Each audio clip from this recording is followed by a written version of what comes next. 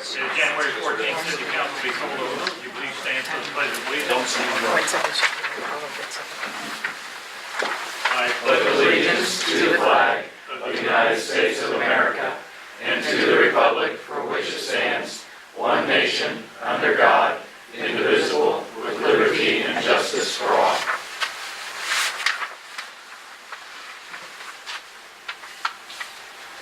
Thank you.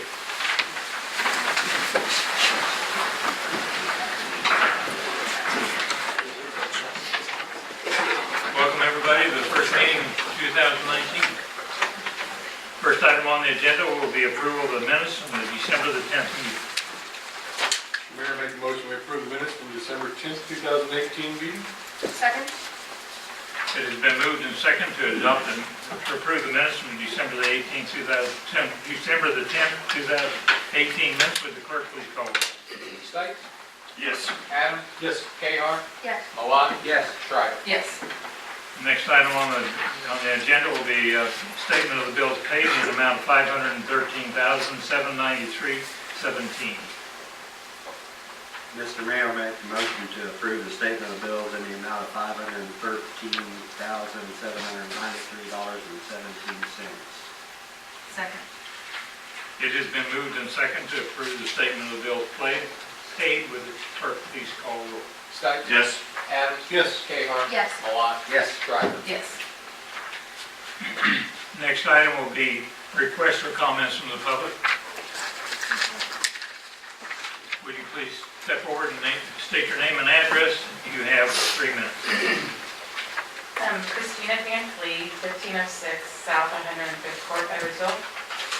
I'm here as a citizen of Edwardsville, Kansas, but also as a Unified Government Public Health Department employee. And I thank you for this opportunity to talk. I just recently learned that Edwardsville was the only city in Wyandotte County that has not passed Tobacco 21 ordinance.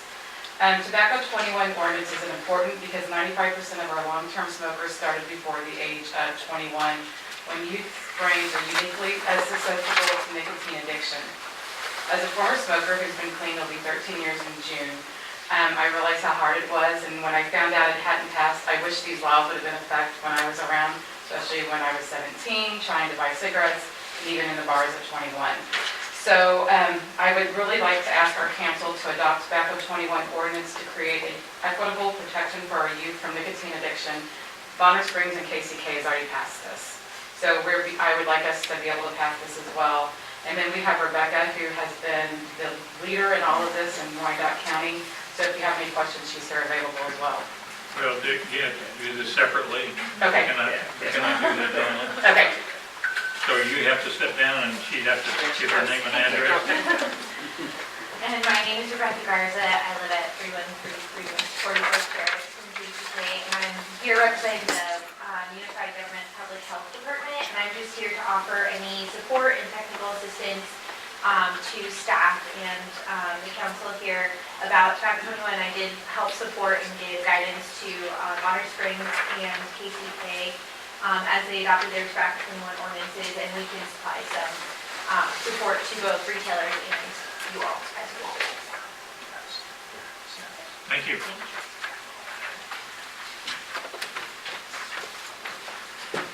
There, just for reference, we have been in contact with Rebecca and the group. We did provide just a brief map, and y'all cut this further, I think, at the end of the council, how we would proceed. After item 8.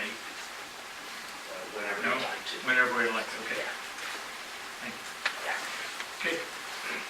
Jeff Buddy, 1205 South 103rd Street. I just want to remind the council that we give a lot of tax breaks to businesses here in the city. And in that time, the past 25 years, my evaluation has gone up 134%, yet my taxes have gone up 183%. And I want to remind you that, because I think tonight you have representatives here asking for tax breaks. And that brings up another point, is like, when they people who represent these other companies are up here, am I allowed to ask questions during that time, or just the city council that No, asks the you're questions? not. I would like also to to have a second comment period at the end of the council meeting. So I can, well, if someone, No, there will be no other discussion after it's done, it's done. well, sounds like the citizen doesn't have much to say then, do they? Thank you. Any further comments? If none, next item on the agenda will be consider approval of 2019 business license for the Ville Wine and Spirits.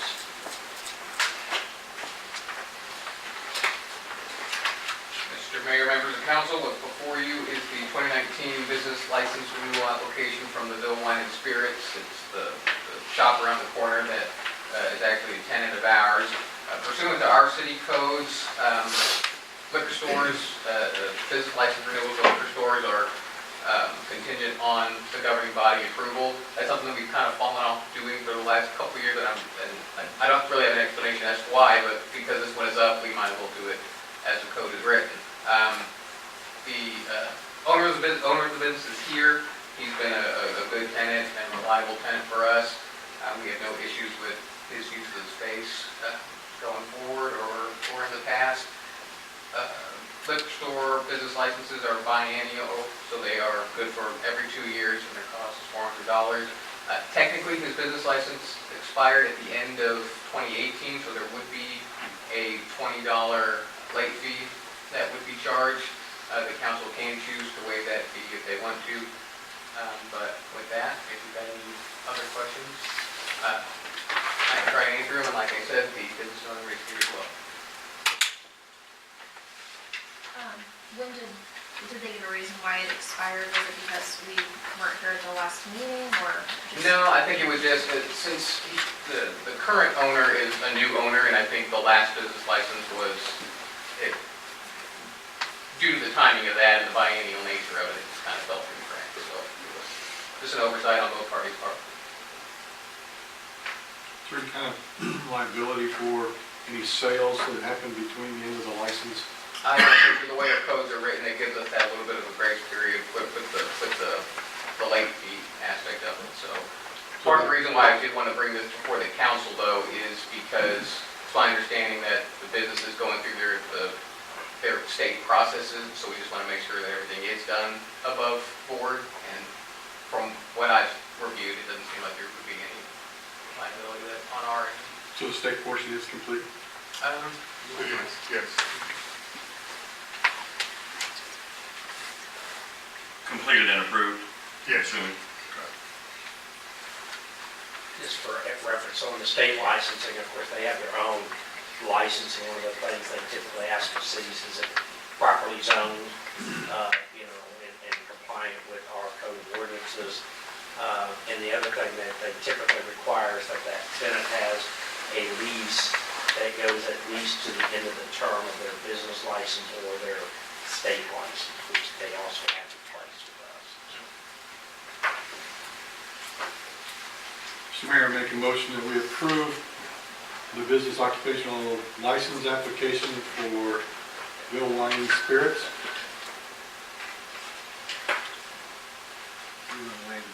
You want to waive it? No. Okay. I'll second. It has been moved and second to approve the business license renewal for the Ville Wine and Spirits. Would the clerk please call roll? Stites? Yes. Adams? Yes. Kahar? Yes. Malat? Yes. Schreiber? Yes. Thank you. Thank you. Next item on the agenda will consider resolution 2019-01 regarding the city's intent to proceed with issuance of industrial revenue bonds for Fastenal Company project. I will let Scott Anderson handle this item for you. We can also address, I think, the question from earlier about through the cost benefit report, its benefits to the community. Mayor, council members, Scott Anderson, council to the city. The city has received an application for the issuance of industrial revenue bonds for a new project for the Fastenal Company. Fastenal currently operates an existing 350,000 square foot distribution facility down on Wood End Road. This original 200,000 square foot facility was built in 2000. Fastenal did a 100,000 square foot addition in 2004 and a 50,000 square foot addition last year. Fastenal now desires to do a 120,000 square foot expansion to this facility. Each phase of this building has been financed with industrial revenue bonds issued by the city. The first two phases, the tax abatement for those ended a long time ago. The main facility would have been on the tax rolls for at least the last 10 years. In addition, the abatement for the 2004 expansion ended about 5 years ago. The expansion, the small expansion last year, its first year of abatement is this year. And if we issue bonds for this expansion, its 10-year term would start next year. Fastenal has requested a 55% property tax abatement. This is 5% higher than we normally give for a project on Wood End Road. In this case, Fastenal has also agreed to extend connect to the city trails. And that was part of the thought process that went into the additional, they've agreed to pay for that expansion, so that was part of the thought process that went into the additional 5%. In order for the city to adopt the resolution of intent, the city is first required to notify the county and the school district and publish a public hearing notice. That has been done. The city is also required to consider a cost-benefit report. You should have in front of you a cost-benefit report prepared by Steve Robb. Steve's prepared all of the cost-benefit reports for the city in recent history. His cost-benefit report assumes an additional 17 jobs over the next 10 years, 8 new residents for the city, just a few new additional residents to the school district. In his report on the page 2, he shows the cost-benefit ratios. Anything over a 1.25 to a 1.3 is generally considered pretty good. In this case, the city of Edwardsville has a benefit cost ratio of 2.7, and this goes all the way up to a 12.95 for the state of Kansas. This is a pretty good report. Generally, expansion projects show pretty good numbers. You've already have the existing facility there. The existing facilities provided the public services. It's paying property taxes right now. So the incremental burden of an expansion to an existing facility of this size, you get a lot of benefits from that without a lot of costs. But I'm happy to take any questions you have on that cost-benefit report. Once you're satisfied, the next step would then be to open a public hearing and take any comments. And then after the public hearing, consider the resolution of intent, deciding to proceed with the issuance of those bonds at a later date. I know we also have a representative from Fastenal. Will Rodeski is here. During the public hearing comment, I think I'd suggest we have him come up first, and he can give you just a little bit of information about what's going on at Fastenal these days. Scott, if I might just add two items. One is this program or these abatements on the building only, because the land is already existing, and therefore it's not, because it was done under the previous abatement when the original purchase, so that the land values continue to be fully taxed. And if you look, I think it's page 7 of the report, you can see the breakdown for the city of Edwardsville. It's just the Edwardsville portion. You'll notice that during this period of time that will receive about $425,000 in pilot payments.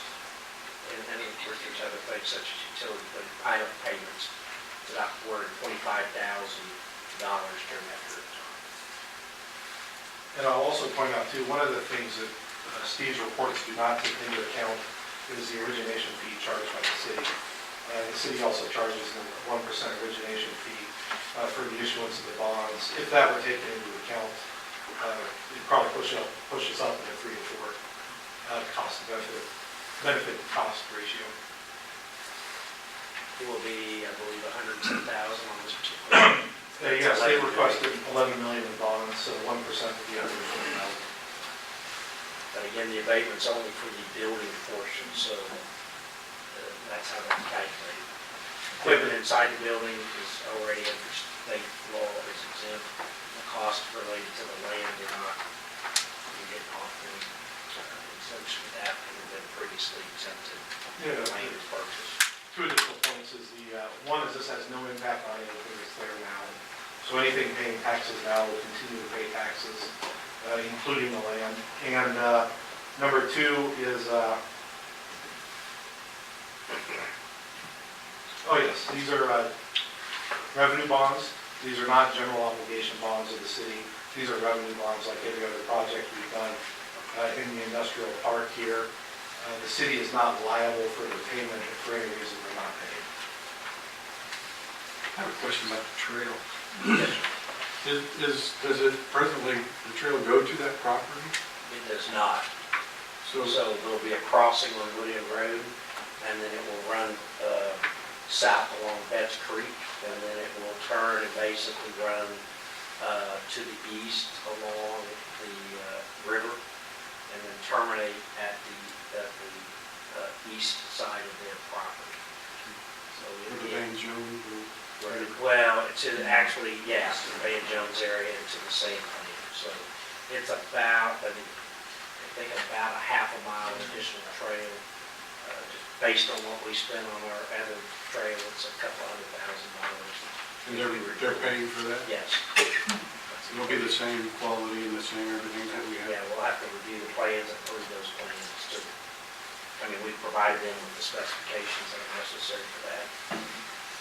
And it will connect up, Yes, right, yes. there on the west end of the property. Right. So where the trail turns Mhm. and goes across the bridge, there'll be a crossing there. And then again, go down Betts Creek until you get to the Kansas River along that top edge up there, and then turn and go back to the east across the entire property.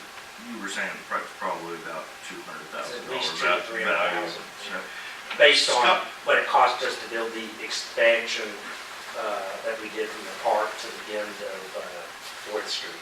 It's practically the same distance, same size. What's the main driving factor behind 55 versus 50%? If we've done this in the past at 50%, why now 55? Fastenal is under no obligation to do the trail extension, is my understanding. And that was consideration for them paying for the trail extension. Over the 10-year period, what is the difference if we're going to say 200,000?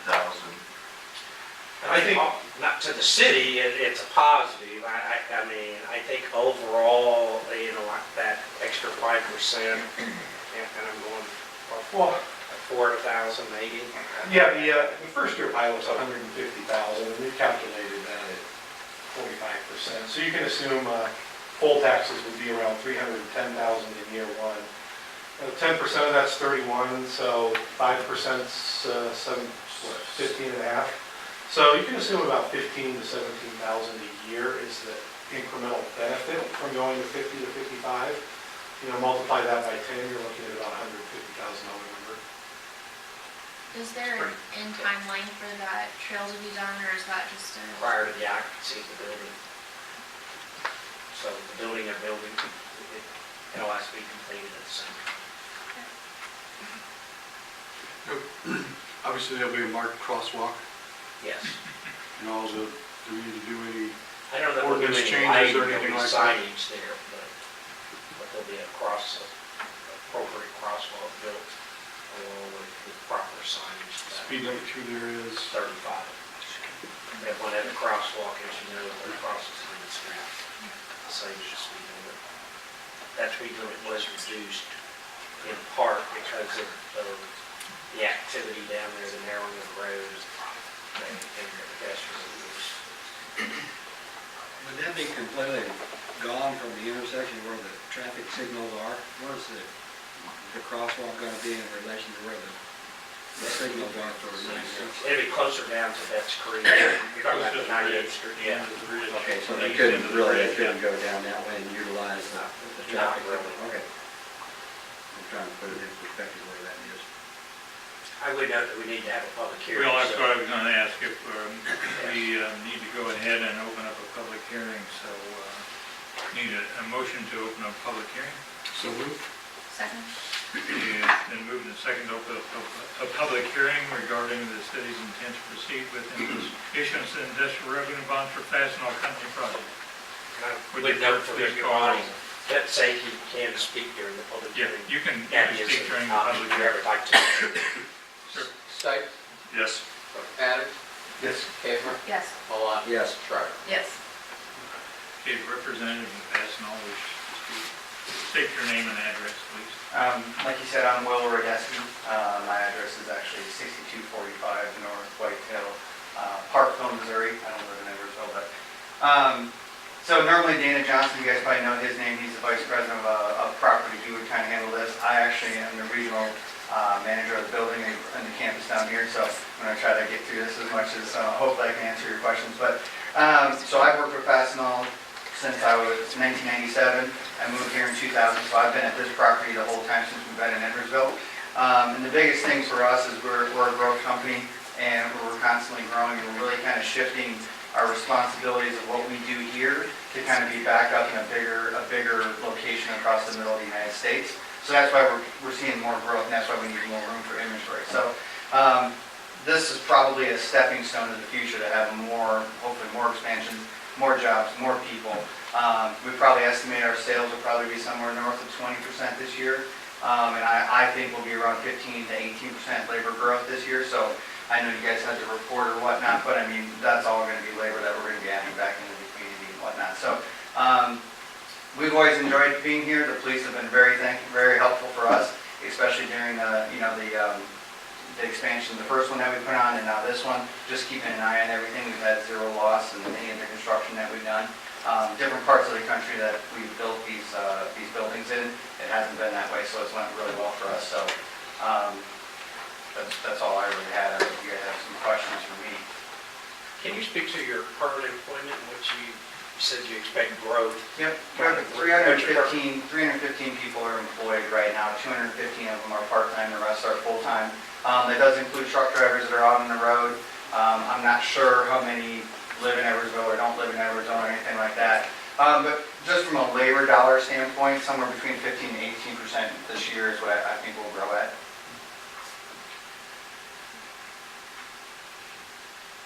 Thank you. Thank you. Does the council have any questions before we open it up to the public? Okay. And it is open to the public for comments. I'm sorry, Jeff, I didn't know we were having a public hearing. That's fine. You have an opportunity to speak. Jeff White, 1205 South 103rd Street. Mr. Anderson said that we're going to hire 17 people. Is that what you said? Over 10 years, that was. Over 10 years. And what do they pay? And while he's looking that up, most of those people won't live there, and I'm glad they have jobs. If they're going to get in their cars, they're going to drive to Parkville, Overland Park, or next to Tonganoxie, and that's where they're going to spend their money. And meanwhile, I'll get stuck paying more taxes because a $55,000 tax rate is pretty excessive. And you said they do 20% in sales, or you expect 20% sales? I would ask you not to engage the public in any comments, please. Okay, but are those like sales like at Walmart where you collect a sales tax? No, it's not. They're selling, there's no sales tax. So I'm not seeing where that's a benefit for me as a citizen and my neighbors, because our taxes are continually going up. But meanwhile, these people, they get these tax breaks. And I think it's about time that you start giving tax breaks to your citizens instead of to the businesses. Now, if we were in the middle of Scott City, Kansas, and they wanted to put a company like this in there and give them a decent tax break, if they're paying good wages and good benefits, because those people would be employed in the Scott City area, and that's where they would spend their money. But I imagine most of these people go home, wherever they go to, but it ain't Edwardsville, they ain't spending it here. So, I guess that's it. Thank you.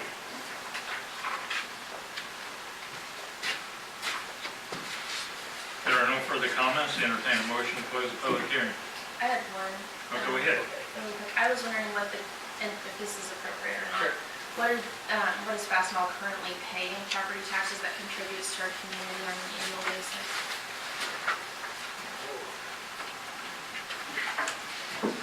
I think I can talk to that pretty quick. I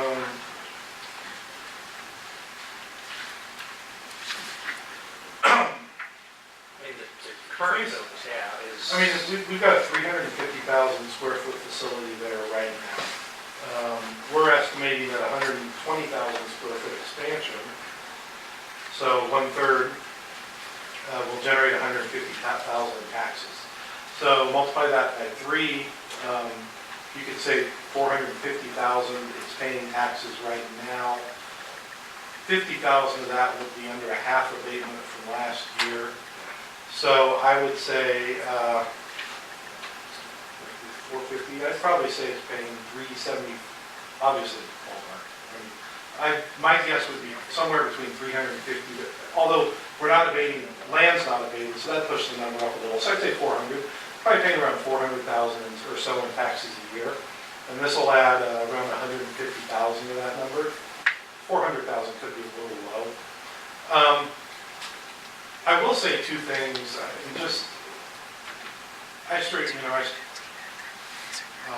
Well, just talking about the cost benefit analysis. You actually get your best, like I said, you get your best results on expansion projects.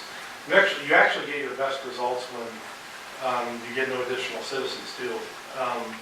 If you stick a building in the city that's paying taxes, doesn't add to the residents, doesn't add to the school district, that's going to generate the best results because you're getting additional tax increment with no additional public services or minimal additional public services. And the second thing is, I do know that these expansions, and I'll just, here again, I'm just relaying my conversations. I've spoken to Dana Johnson a lot in the last year about these projects, and at least his story is, they were looking at options, and what they did last year and what they're doing this year is really, it's locking them in Edwardsville for a long time. I mean, they're putting some real, $20+ million or so, give or take, into this building. We know they've been here since 2000. We know what they did in 2000 has been paying full taxes for the last 10 years. I think you could assume that this expansion will lock them in for another 20 maybe, or so, give or take. So, but that's roughly what I'd say we're paying taxes a year if I have just a ballpark guess. And longevity is one of the things that really does appeal to me, is that they've been paying the full board for a long time. They've been paying a partial board for a long time, and then paying the full board for 10 years on one project and 5 years on another one. So I think the cost benefit is pretty significant on this one overall. I too agree with the, we want to see new residents in our city, but I agree with what you're saying as far as the employees coming and not being a burden on our schools. We talked about multiple times in here about employees and people in our city that would, our restaurants, our gas stations. I could see that, by adding those people, they're spending their dollars, tax dollars, sales tax dollars at the gas station when they stop in there and fill up their car on the way home and getting something to eat. So with that not being a burden, an additional burden on our infrastructure. So I agree with that also. Now, I would like to see more folks moving into our city, don't get me wrong there, and if you remember, I had mentioned in the past about ways that I'd like to see as some sort of incentive to get folks to move to Edwardsville. Because ultimately what we'd like to see is them in houses, owning houses, and their property taxes contributing to our city also. So I'm not against folks moving to Edwardsville. I think one of the challenges we have relative to housing overall, and we've talked about before, is any housing being constructed or built,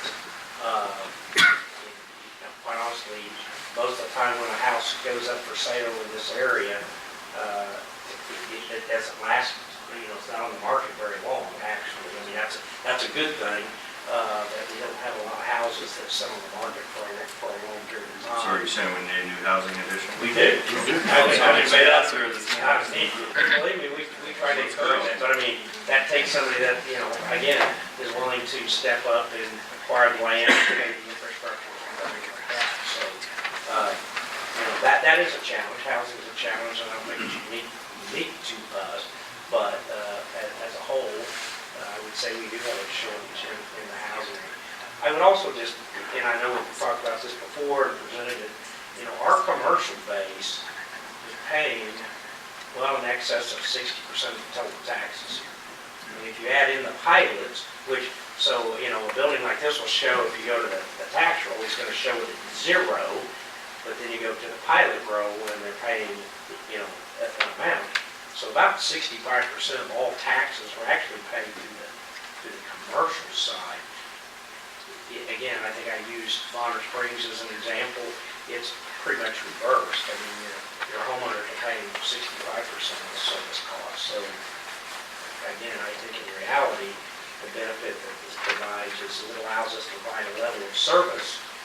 And some of that you saw out front tonight, even though it's not paying the property tax. But you know, we're able to maintain full-time fire service and full-time EMS and some of those things because we do get revenues from the business community and it's not all placed on residences. I think there's some you know, fair trade-off. Understand the tax dilemma always, and that won't go away. One of the things that really appeals to me about adding that kind of job growth is when businesses look at coming to town, eating establishments, that type of thing, it really helps make it more appealing to have more people that are available for lunch and need to supply lunch. So those type of things, that you keep adding the numbers up, it creates more demand, which means more cash register in the city. I don't necessarily want to put Marcia Harrington on the spot, but she is here representing WYNDOT-EDC this evening. You know, I think she could certainly attest to the need for jobs in Wyandotte County and the work that they do to try to do job development and work with our industrial park. She was our representative down here for much time in the retention area and how important projects like these are to retention. And I don't know if you would like to say anything, Marcia, but she is here. State your name and address, please. Marcia Harrington. I live in Bonner Springs at 914 South 131st Street, but tonight I'm here representing the Wyandotte Economic Development Council, and I'm the Senior Director of Business Retention Expansion and Workforce Solutions. And we started out very early when Mike first contacted us about Fastenal wanting to do an expansion. We also helped with the expansion a couple of years ago as well, and so we worked very early with the companies, kind of find out if their project is going to warrant any state or local incentives. And then once we determine that and pass that through to the city, then it goes to their bond council. But I have to say, Fastenal is just a great company that does have a very good employee base. They're wanting to expand and spend a lot of investment in your community. $11 million investment is wonderful. And it does help your tax base, as you all know. The cost-benefit analysis was very good. So, you know, we are very much in support of this project. Thank you. Thank you, Marcia. I think it's time we had a motion to close the public hearing. So moved. Second. Then a motion and a second to close public hearing. Would the clerk please call the roll? Stites? Yes. Adam? Yes. Kayon? Yes. Mawat? Yes. Shriver? Yes. Now we're to consider resolution 2019-01, is that correct? Yes, sir. Okay.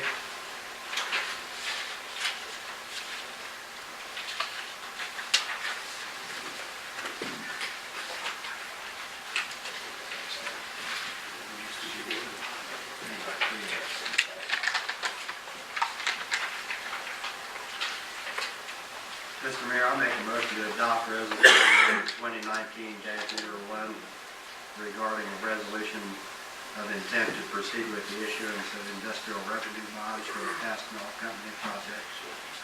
Second? It has been moved and seconded to adopt resolution 2019-01.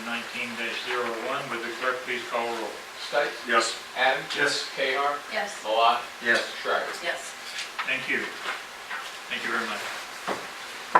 The next item is consider a recommendation of approval from the Planning Commission regarding a special use permit for temporary lodging at 11130 Speaker Road, adopting resolution 2019-02, finalizing the same. Mr. Knoppe. Mayor, members of council, good evening. Dave Knoppe, city planner. This item was originally brought to us by an applicant on November 14th of 2018. It is for a temporary lodging request, special use permit at 11130 Speaker Road. This is the very west end of Speaker Road, so it's west of 110th Street, probably about a quarter mile or so that distance, if you will. It is zoned agricultural residential, and in those districts, we do require for temporary lodging purposes that you have a special use permit. If you'll recall, the terminology for short-term temporary lodging is associated with the Airbnb process and the VIVRO process that goes on online. So it's really about those short-term rentals for people who may be visiting the area, those kinds of things. The site is a vacant single-family residence. The applicant is here tonight. They've been working to, I'll say, make improvements to that residence as far as interior improvements. Again, as I said, the proposed use of the property would then be to lease out or to rent out rooms, if you will, on a very short-term basis. And you'll see in the notes later regarding our recommendation that those are limited as far as the length of those things can go. The lodging is anticipated to be within the existing home, and parking would be accommodated by the existing driveway and parking area. Included in your packet is an outline of kind of a business plan that the applicant proposes to follow. On December 19th of 2018, the Planning Commission held a public hearing in regard to this item. Two people spoke in opposition to the application. The primary concerns that were raised by those people were safety in regard to children living in the area that may be out there because it's a rural roadway and it's a rural area, so you have children that live with associated families out there playing. The potential for increased traffic on a narrow road that's in poor condition, potential for increased crime, trespassing, things like that. And one speaker provided an informal petition signed by a number of residents and property owners that were in opposition to the proposal. The informal petition is in your packet also, so those signatures are there. The Planning Commission, as a result of the public hearing, did recommend approval of the SUP with the conditions that were provided in the staff report, made a recommendation to the City Council that Speaker Road be posted with a speed limit of 15 miles per hour. What I'm going to talk to are two things that have occurred since that point in time. As a result of the Planning Commission's request, we did go to the city engineer and ask for his opinion as far as the roadway speed there.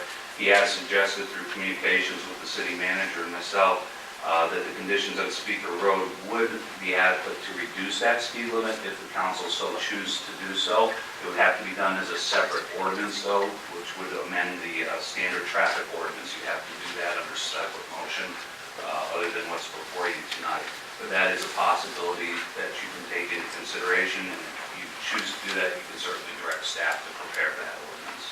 So that's one item.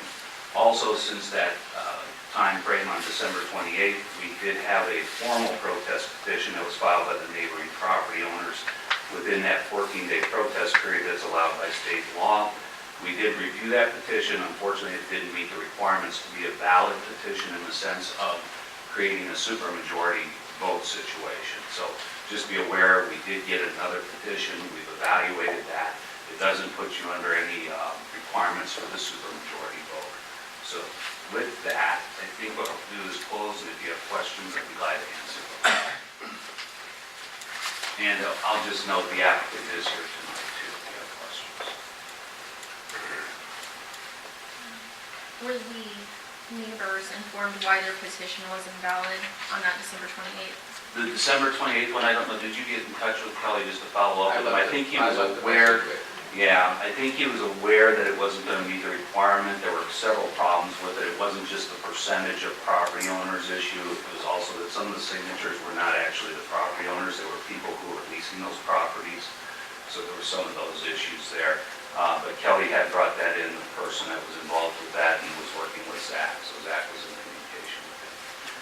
I will note one thing that I did forget to tell you about: the conditions that you see in the resolution and in the staff report are the same conditions that you have guided the planning commission towards when we have these Airbnb situations where the owner is not going to be present on the property, so managing it from another location.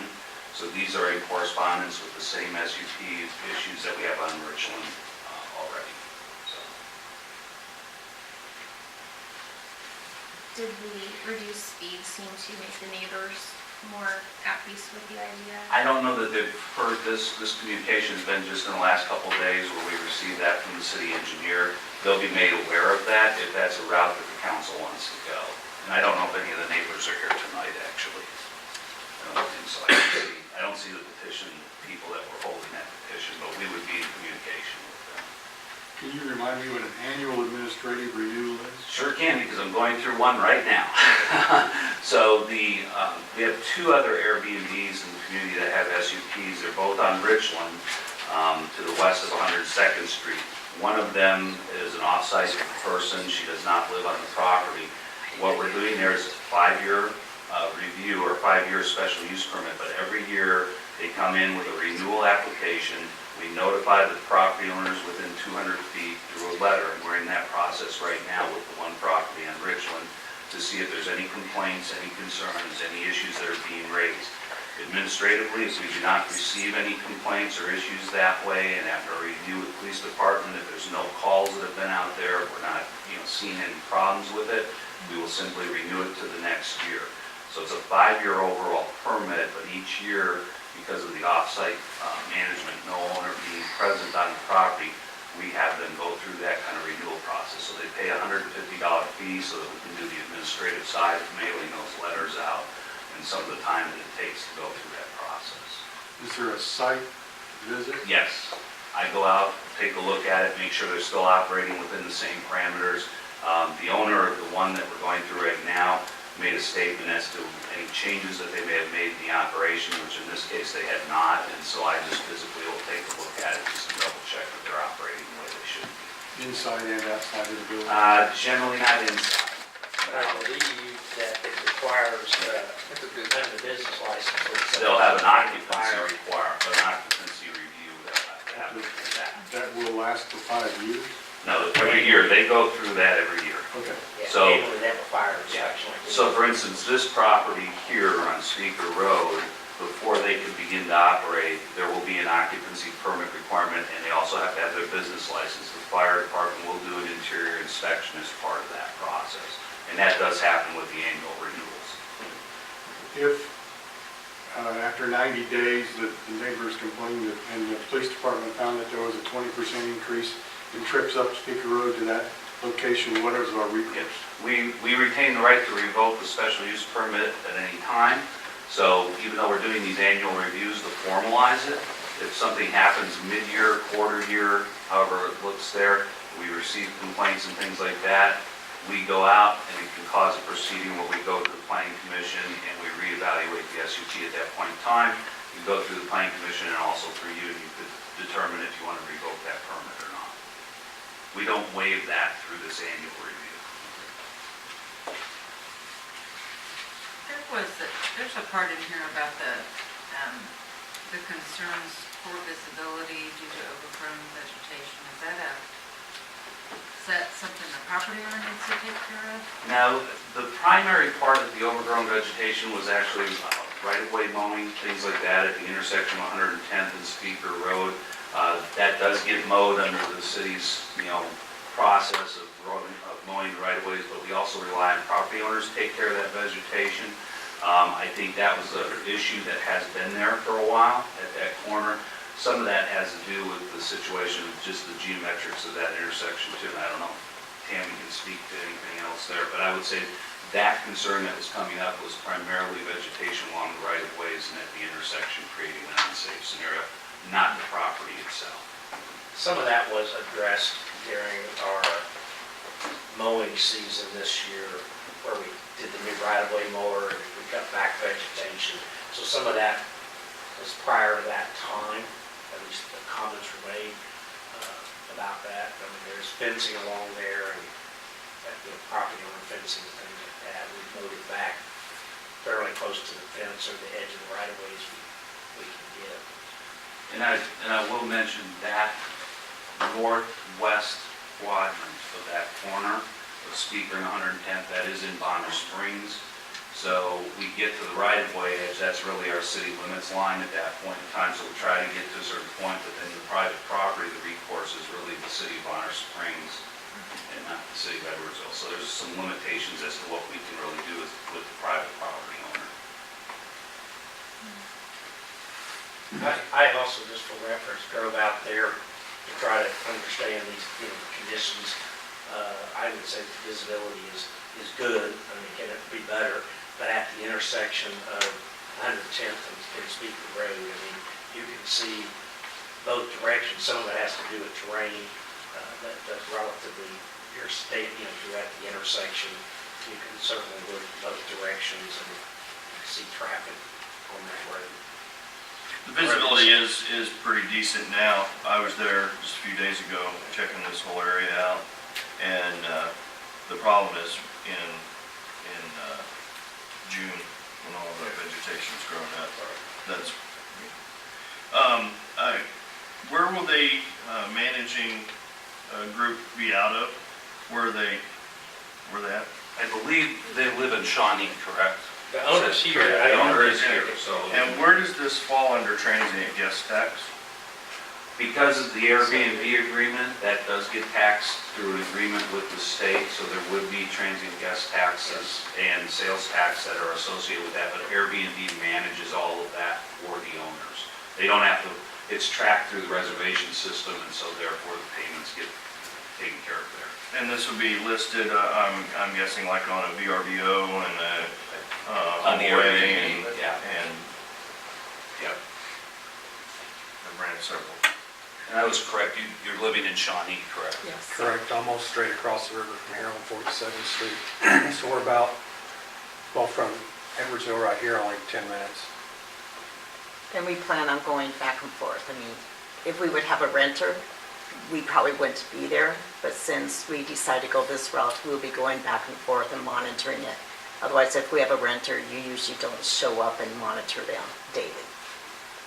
And so long-term, I mean, what's the longest that a short-term VRBO? 30 days 30 or less. Right. 30 or less, it should be in that condition, I believe. I was trying to find one of those, hold on, just flipping through. It's not in. Yeah. It's in there, but it's not in the recommendation. Yeah, it's in the staff recommendation on conditions, and it's actually in the resolution, the item number 2, short-term rental stay shall be 30 days or less. Any change in operations, functions, or improvements of the facilities, they would have to come back and have reviewed and approved by the city also. And who keeps track of that? Like Um, if someone stays 35 days, Well, generally, it's going to be more complaint driven than anything else. We're not monitoring the websites, we're not actively engaged in doing that. If we're hearing complaints from neighborhoods and neighboring residents, that's when we would probably take a look, and we would probably then ask the owners to also, provide records that indicate that as part of the process. Again, the reason it would be a cooperative relationship is there's a potential loss of the SUP. So we do have that piece over them in the sense of requiring or requesting information to ensure things are being operated right. I would tell you we're not set up to do a monthly review or to check reservation systems or things like that. Some of that comes out of statutory law around taxation. So your occupancy tax is really geared for rentals 30 days or less. When it goes longer than that, it's typically considered a lease and is not subject to your occupancy taxes. So some of it just comes from statute of what is an because you can lease your house, and it's not subject to an occupancy tax. But if it's at 30 days or less, then it's considered a short-term rental, no different than a hotel. Has there been any ordinance violations or citations against this property in the last 5 years? Not that I know of. Now, the property has been sold, resold a few times in the time that I've been here. And recently, it's just been vacant, a single-family property, but I'm not aware of any code violations on the property itself. I believe it sold in October, is that right? Somewhere in that range, was that when you? That's when- The end of October, yes.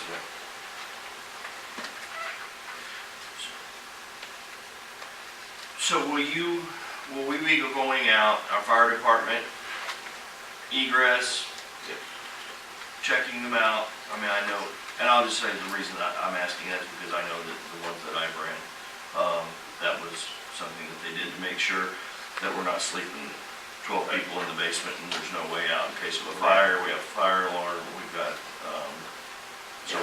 That'll be part of their business license and occupancy permit that they'll get. So if this is approved, then they go through that business license occupancy permit process, which then includes that fire inspection. They do exactly what you're talking about. They check the ingress, egress, they check for any smoke detectors, fire systems that need to be there in place at the kitchen, things like that. That would be required by code. Would be 15-mile-an-hour speed limit, which I would agree with, because that road's in pretty bad Pretty shape. bad shape. That would be a separate issue. That would be a we take that separate up action. tonight, or we take that? We would take that to the next. Yeah, you just direct us to go ahead and prepare the ordinance. And get So that together for you. if that was included in the motion tonight, then that would direct the staff to come up with that and then bring it back to the next council meeting. Okay. We just need to, I will say, and Randy's here tonight, have, since that meeting, had discussions about, there's a little bit of question about, can you set it at 15 or 20? I mean, I think you can set it at 15, but there's kind of conflicting statutory pieces in there that we have to verify before we make a final recommendation. I think from an engineering standpoint, Randy would concur that it's currently, because it's not posted otherwise, which means it's 30 miles an hour, as in any street would be in the city, unless you alter that speed by ordinance. And so, Have we had any issues? I'll tell you, I don't know that you could do 30 mile an hour. yeah, I I drove. drove, yeah. You'll have car damage, you bounce it off the other You know, when I end. drive, and I don't drive it at that speed. So, well, I guess what I'm saying, are we creating an issue that's not an issue, is what I'm saying. Maybe, because if we end up doing something with that road in the future, then we're gonna have to be changing it back to a speed that's raised. I don't know that, I think you're gonna see somebody going, if you set it at 15, they're gonna go 20 if the road allows them to go 20. I mean.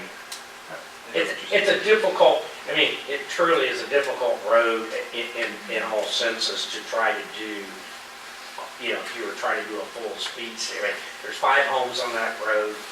With or without this, there's 5 homes on there, a limited amount of traffic. The road condition itself is 12, 13, 14 feet wide. You may be correct, that is part of our discussion. It may support warning signs versus actual traffic changes, but again, that was raised during the public hearing, and that was then part of the motion of the planning commission for you to consider that request. Their request, without having any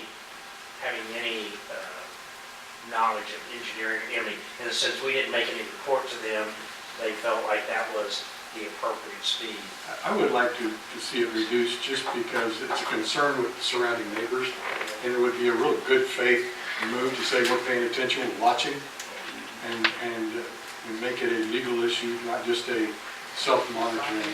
I guess another way of looking at it is it wasn't an issue until these people wanted to put a VRBO in there. Yeah. And that's a way of going, oh, it's gonna, these people are gonna start driving fast down this road now, and, I don't, Well, good luck if we do. you know what I'm saying, I don't know, it wasn't an issue before. We can bring it forward and have you, preparing what we need to prepare is ready to go for the most part, other than answering a few questions and bring it back to you at the next meeting and have a proper debate. I will also, I'll just indicate also that usually through these platforms, Airbnb and those items there, many times the owners of the property will have, a set of items that they'll convey to somebody who's going to lease that room, and one of the things could be an item to say, on this road, we be advised not to go, faster than 20 miles an hour or 15. Now, that's not illegal, there's nothing legally enforceable there, but it's an advisory statement, yes. And I think that's where the neighbors had concerns is, if it was a property owner who lived there every day, the consistency would be they'd learn to drive that, and they'd be repetitively going through that with new people coming in, new visitors. There's a concern that people just will have no idea what they're entering into. They'll go whatever speed, and they will learn. It'll only take one time on that road before you'd sit there and say, yeah, I better go slow. But it's There's still... a dentist office at the other. Yeah. Yeah. But, so I guess, let me ask this, and we're going to beat this thing to death, but have you all had experience running a vacation rental? Why don't you come up and state your name? State your name for the record, Yeah, please. state your name and address for the record, please. Derek and Marcy Sunderman, who live at 20865 West 47th Street in Shawnee. So, like I say, just straight across the river here. Have you all had any experience running a VRV? I apologize. No, not running a B&B. We do have another rental property in Bonner Springs. So we have taken care of properties, renovate them, maintain them.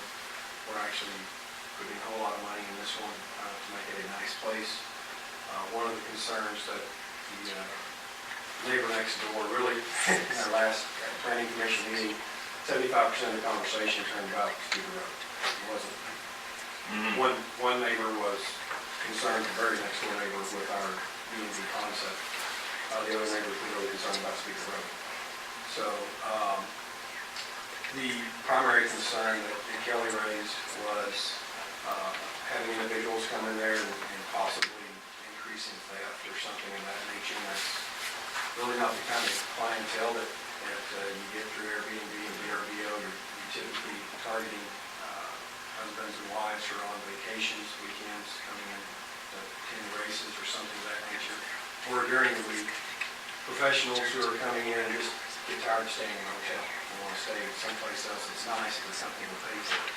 And so we're setting this up. It's not going to be a $25 a night stay. This is going to be probably at least $75 to $100 a night per room.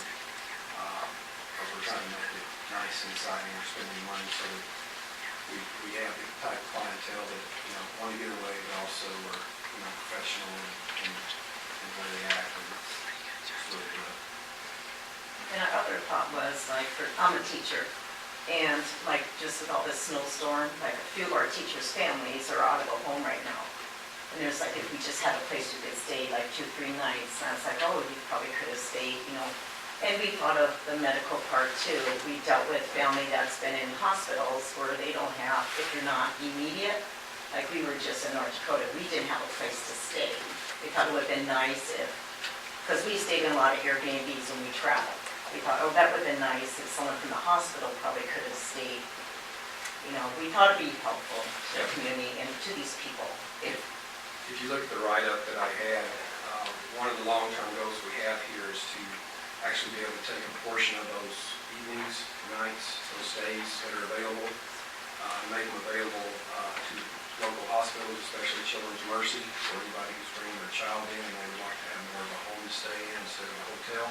Obviously, we have to make the economics work first and pay the bills. So if we realize that we can, in fact, pay the bills with it, the long-term goal is to have a place for families coming in from out of town, especially those going to hospitals, have a place to stay. And we've tried, we talked with the neighbors and I don't know what else to do. It's not our fault the road is so bad. And no matter who, if we didn't do it, there could be a rental in there that could have 5 kids, teenagers going up and down. And if you go down that road, you will see lots of cars. They probably have more cars than we do. That probably drive that road more than we would drive. There's some of those houses that have like 5 cars there, so that they're driving back and forth. Most people who are coming in new from out of town are actually going to drive that road slower just because they don't know it. Right. And I think it's important that there's a house rules and you guys will put them out, what you expect if they're smoking or not smoking or whatever in the house, and there's a guest book and you sign it. Yes, yes. I don't know how they run. So, one of the rules of there is say, hey, you might put in there that this is a rural community and narrow road, please be mindful of your speed on speaker, and that could go a long way with people. And I'll tell you, the proof will be a year from now, or when you start, and you have no issues, and then it'll just fall away. But something what you might do is to get the comfort level to those neighbors is to let them know, once you get that set of rules, if this passes, get that set of rules and show them, take them to your neighbors and say, look, here's what we're doing to ease your guys' minds. We're saying that there's kids in the area. This road is not a very good road, so be mindful of that. That may bring that comfort level to And actually, one of the neighbors talked to us after the last meeting and said that, good luck, we hope you do get the Airbnb. We're just trying to bring it to, the road has holes in it, there's a big tree, and that was their purpose, they told us, because of road conditions, and so they were saying they're hoping it, just showing up saying that if someone can repair the road. And what's your max occupancy at one time? Right now, it's a 3-bedroom. I have a question. I've been trying to get a hold of the guy at the Kansas Tax Department, Department of Treasury, on an interpretation of the Kansas statutes. One of the bedrooms is a pretty good-sized bedroom, and I wanted to ask questions whether or not we had 2 queen beds in that room. Each of the other ones will have a single queen bed. So it'd be 2 people per room. So 6 or 8 people, depending on how that goes.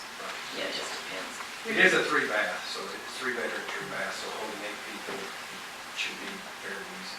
We redid pretty much all of it and created a bedroom that goes right to the bath, separate, so it's privacy and. Thank you. Thank you very much. Mr. Mayor, I'd like to make a motion to approve a special use permit for 11130 Speaker Road, 2018-03-SUP. Would that motion also include then the adoption of the resolution that's with us, because we would need that I'm resolution? sorry, yes, sir. That it would meet those recommendations, the 3 recommendations by the planning committee. Okay. I'd really like to handle the speed limit totally separate. I don't want it confused in this motion. Second. It has been moved and seconded to approve the planning commission's recommendation for the special use permit, temporary lodging in 11130 Speaker Road, adopting resolution 2019-02. Would the clerk please call roll? Staggs? Yes. Adams? Yes. KR? Yes. Malat? Yes. Schreiber? Yes. Thank you. Thank you, folks.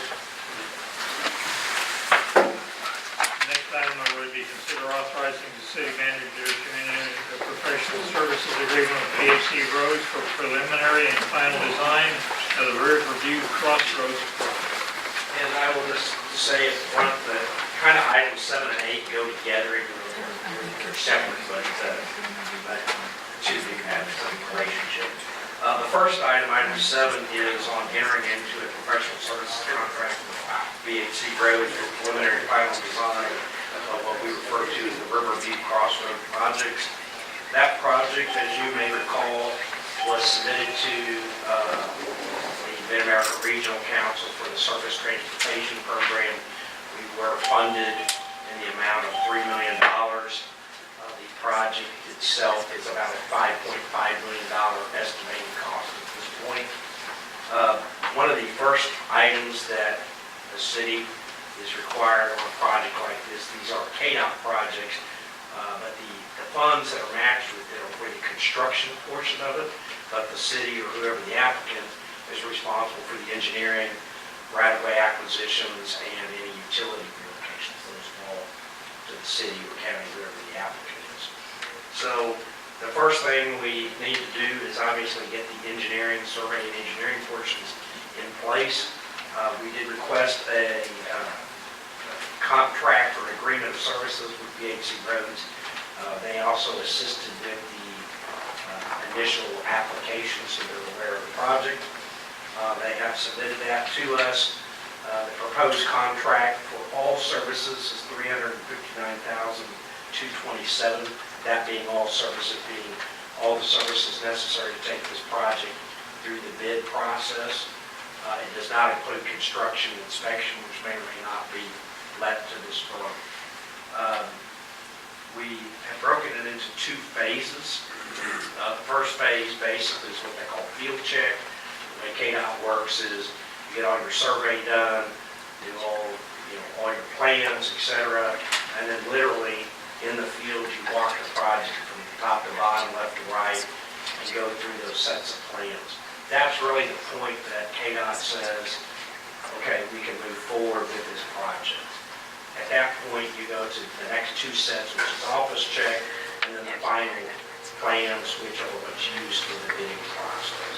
So we've broken this into 2 halves, partially from a funding standpoint, but also it gives us that break in the process. The first phase, I think we're probably looking at roughly 6 to 8 months to get that portion completed. And the contract will allow for us to go to the next step, obviously funding available, and go from there. We do have Randy with DHC Roads, who has served as our city engineer, but is now also leads the public works group for anything that's done on the public side of the world. Randy got a promotion here earlier this year to handle that, but thankfully he continues to come and share time with us. So at this point, what we are asking for is the approval of the professional services agreement that you have attached. Again, the phase 1 engineering is $216,357. The second portion, assuming we move forward, would be $142,870. And we initially are proposing to use funds from the Economic Development Fund, and then to have those funds reimbursed by future bond proceeds that we'll obviously have to do as part of this project. I will say that we are continuing to work with, but don't have any formal commitment with the developers of the Compass Commodities site that's in Bonner Springs. They expressed willingness to work with us on covering those costs. As you recall, somewhat the sewer is tied to that as well, so kind of one goes to the other. But from a timing standpoint, we need to move this project forward in order to keep compliant with KDOT. Their process takes 28 months, not 27, not 29. It's 28 months, but we are hoping to be able to maybe push it forward a little bit, but we'll probably be just about right on track with approving your contract now and moving through the process. That I'd be happy to answer questions. Again, Randy is here as well. Can answer engineering. My question is this dollar amount, $359,000, need to be in the motion? I would say yes, that is the cost for the full project. And then there are, we say reasonable costs. There's always some minor travel costs that are built into this, meetings and things like that, but there are some costs like that that just aren't picked up. Fairly typical. If there's a few $1,000 that may be just travel cost or something we have to, we've had property owners that say, well, can you show me exactly where this, and this is, and we have to call the surveyors back out to do that, and those kind of things are not included in the base contract. It looks like the east and west exit ramps and 110th Street are included in this? Well, I'm probably need to let it down or not, right? The signalization or not. Correct. You're referring to the exhibit kind of towards the back picture we've got. Proposed survey limits? Yeah, and those were different colors because that was consideration if the unified government wanted to participate in the overall project, because we obviously know that access to this area comes from the interstate, but UG has not expressed a willingness to allocate funds to take care of those ramps. Those are theirs. Okay. So it's just the area in green, not the yellow? Yes, the dark green area. Correct. And we do have an exclusion in the contract specifically talking that at this time ramps are not any improvements to the ramps are not part of the contract. So our two commissioners, Commissioner at large for this area and the actual commissioner for number 7 probably need to be, if they haven't been, I mean, I don't know if they have, I mean, At the that's time- who they represent. I At mean, the time we that's made out- us. And you know what? Somebody should be there fighting for Edwardsville. And I think that we have seen for a long, long time that we've not had, I'm gonna be real careful, that we could have better representation at the unified government level from our commission. We did, my actions are generally directed at the staff level, the manager's level, the public works level. We did ask about participating when we did our grant application to include the signals, predominantly was the signals at those intersections, some minor traffic striping and some changes, but mainly it was the signal cost. And at that point, they were not interested in that. I mean, obviously they had their own applications in the mix. We're fairly certain that it's warranted on the north side already based upon a number of traffic studies. Well, and with NASCAR, I mean, we experience it every single year that there's issue. And I know that we all want to play nice in the same sandbox there, but, you know, there's some things there that contribute to KCK, you know, off of those, I mean, for sure, off of those ramps. Sure. I just think that, you know, we need to have some good discussions there to hopefully And we will change need, that outlook. and we need to, and it is somewhat part of this process. Obviously, we also have Bonner Springs on Riverview. As you travel back to the west, there has to be some form of a transition there. Partially that'll depend upon what happens to that Compass Commodity 160-acre tract, how it potentially develops. I mean, we're assuming that it's going to develop as it was previously proposed, maybe some form of, you know, 2 million square feet, give or take, of industrial distribution types of facilities.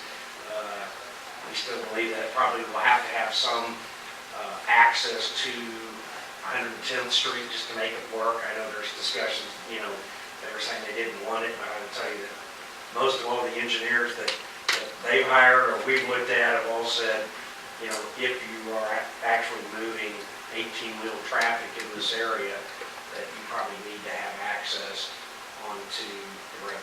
Some of these things will get clarified as we move along. I mean, obviously, when we go in with an application, we always ask for, you know, as much as we can.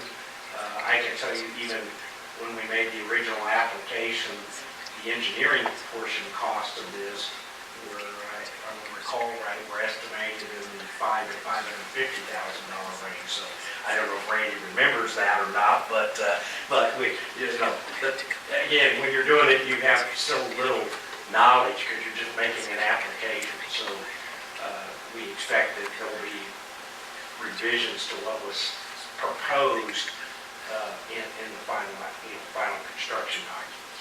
I think too, with our unified government representatives, we're talking about adding to the county coffers by gaining access and good, safe access to south of I-70. So they do have skin in the game.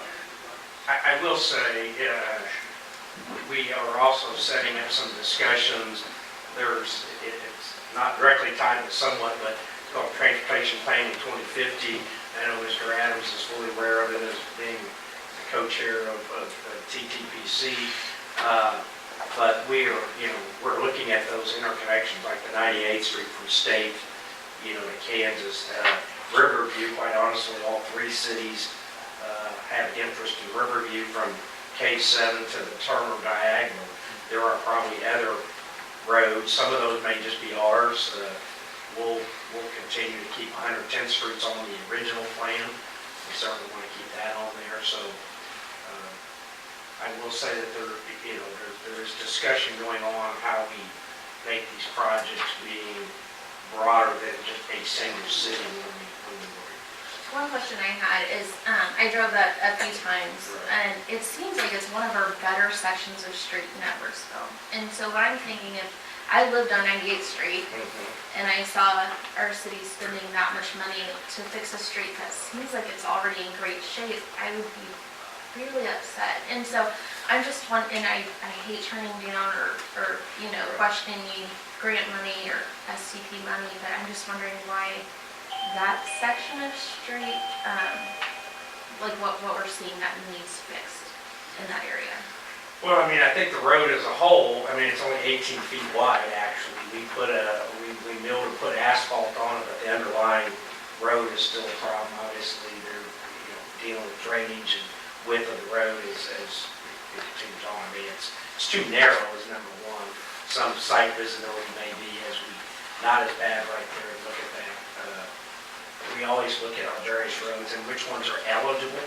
So this road scored higher because of the work we'd already done from Riverview North to the interstate, and quite honestly, the connection to K32 up north to the subdivision there. So those kind of go into the point totals. We had previously submitted an application, I believe, on 102nd Street that scored very poor. At that point, we had several applications in there. Generally speaking, they allow you to have one. I mean, cities submit multiple applications, but when you get through the whole process, you're going to get one application. And so you're trying to figure out which ones you think would be the best long term. I think a lot on this one is the economic activity that will occur there. I mean, it's not there today, but as the Hard Rock Hotel comes on and that, what does that do around race weekend, what other developments might occur, what happens to the Compass commodity, what happens to, there's 160 acres on the other side. No, I hear you. I just feel like the hotel is all the way up by the highway. Right. So you shouldn't really have impact on traffic down on that side. I could see where Bonner's development might be benefited by it, but it seems like we would really want them in on this before we, and I know we're on a timeline, but before we jump in with our own money, it seems like they would almost benefit more than we would from it. The engineering cost, I mean, and again, I think where we have a bit of a tool there, not so much from the city standpoint, but from a developer standpoint is, and it's the discussion we've had before, I mean, for that site to work, there has to be the other infrastructure put into place. For which site? For the 160 acres that's in Bonner Springs. I mean, it doesn't have sewer, it doesn't have, Riverview wouldn't serve it. I mean, they're going to make improvements to that per their site plans that they previously approved. As well as, part of this will be dependent upon them providing the right-of-way on that side, because we need more right-of-way to make this all work. I would, To make what? I'm sorry. make the road, in order to build this road, there's not, right now, there's, I think, 50 feet or 60 feet, which isn't enough to support building, curb and gutter road and putting in utilities and putting in drainage and putting in sidewalks and all the things that go with a project like this. So sidewalks are in on this project? Yes, that's a requirement. So you can get down to the speaker. The renters can walk to the. You have to start somewhere. I think there'll be, this is step one of many in the process. Is the vision of this a roundabout? That is how it was proposed through the, Will handle points. tractor trailers. That's the plan, yes. 55. It seems like it would However hurt long to they do are. this. Could that change? I'm not going to say it wouldn't. We submitted an application. It has certain pieces to it. Those pieces give you points. If you alter that too much, they understand you may get in a design situation and you thought you're going to do something and it has to change, but that was part of the scoring. Sidewalks, access to the Metro Green Trail system, making better access to the Legends, which is considered a it's a place where lots of people go. So they're looking at all those points to say, how does yours compare to others? And typically, we're on the bubble. I mean, generally speaking, our project, and we were on the bubble this time, what really pushed us past the bubble. Believe it or not, the federal government showed up with, I think, $3 million extra than they originally told us we were going to have. But in my years, that's never happened, that the federal government showed up with more money for projects. But somehow or another, there was a one-time money. And I guarantee you, we would all, had we all known, we would have all asked for more money than we did. Because our original project asked for $4.65 million. We ultimately got $3 million. This will also help, really make the northwest and northeast corner of Riverview and 110th much more appealing from a development standpoint. It will, but what about the Bonner quadrant? You know, that's a fourth of it, is Right. the southeast, or the southwest is Bonner, so I mean, so you're. There are probably ways to recoup that, I would imagine, in agreements. Well, in the past, they were asking about getting the sewer connected to them over there first, and I don't know how well that was. I wasn't really a big fan of that, right, Bonner Springs, unless they would get involved in paying for some of that, but should they be involved in quite a bit of this?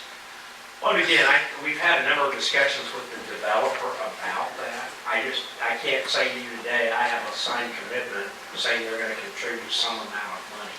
But part of that is we need the design in order to say, now this is what we expect. If you want to access this road, this is what we need for that to happen.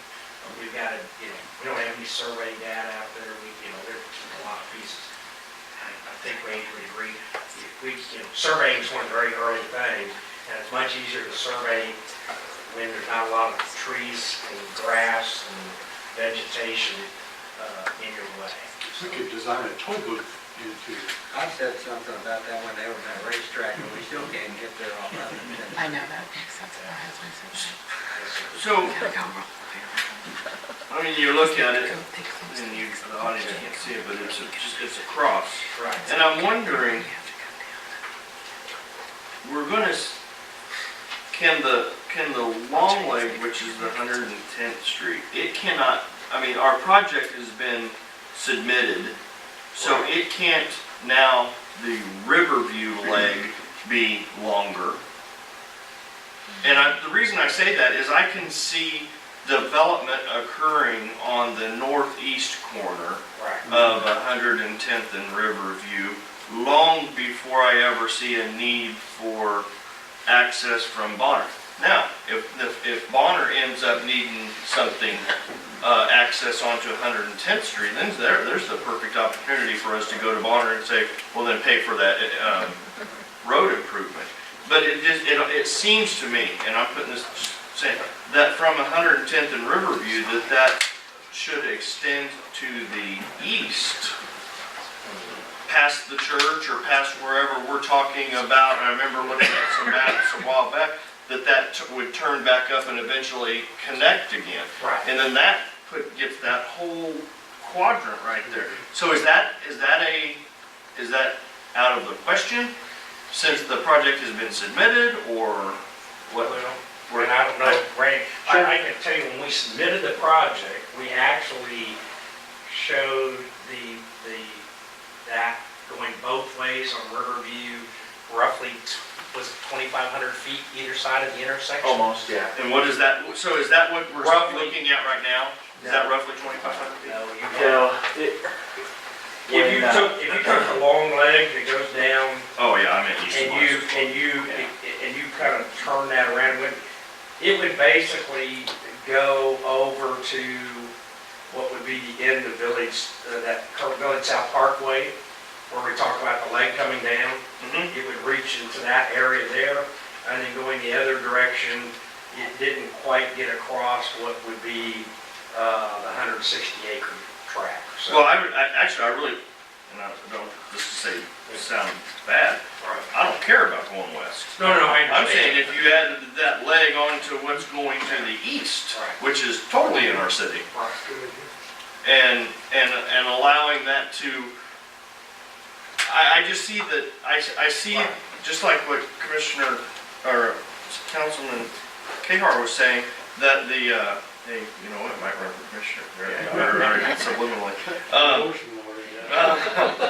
But I could see that, like what she was saying though, that northwest and northeast corner of 110th and Riverview kind of be in the hot spot right off the bat, and then it just seems like we would want to go Riverview to the east.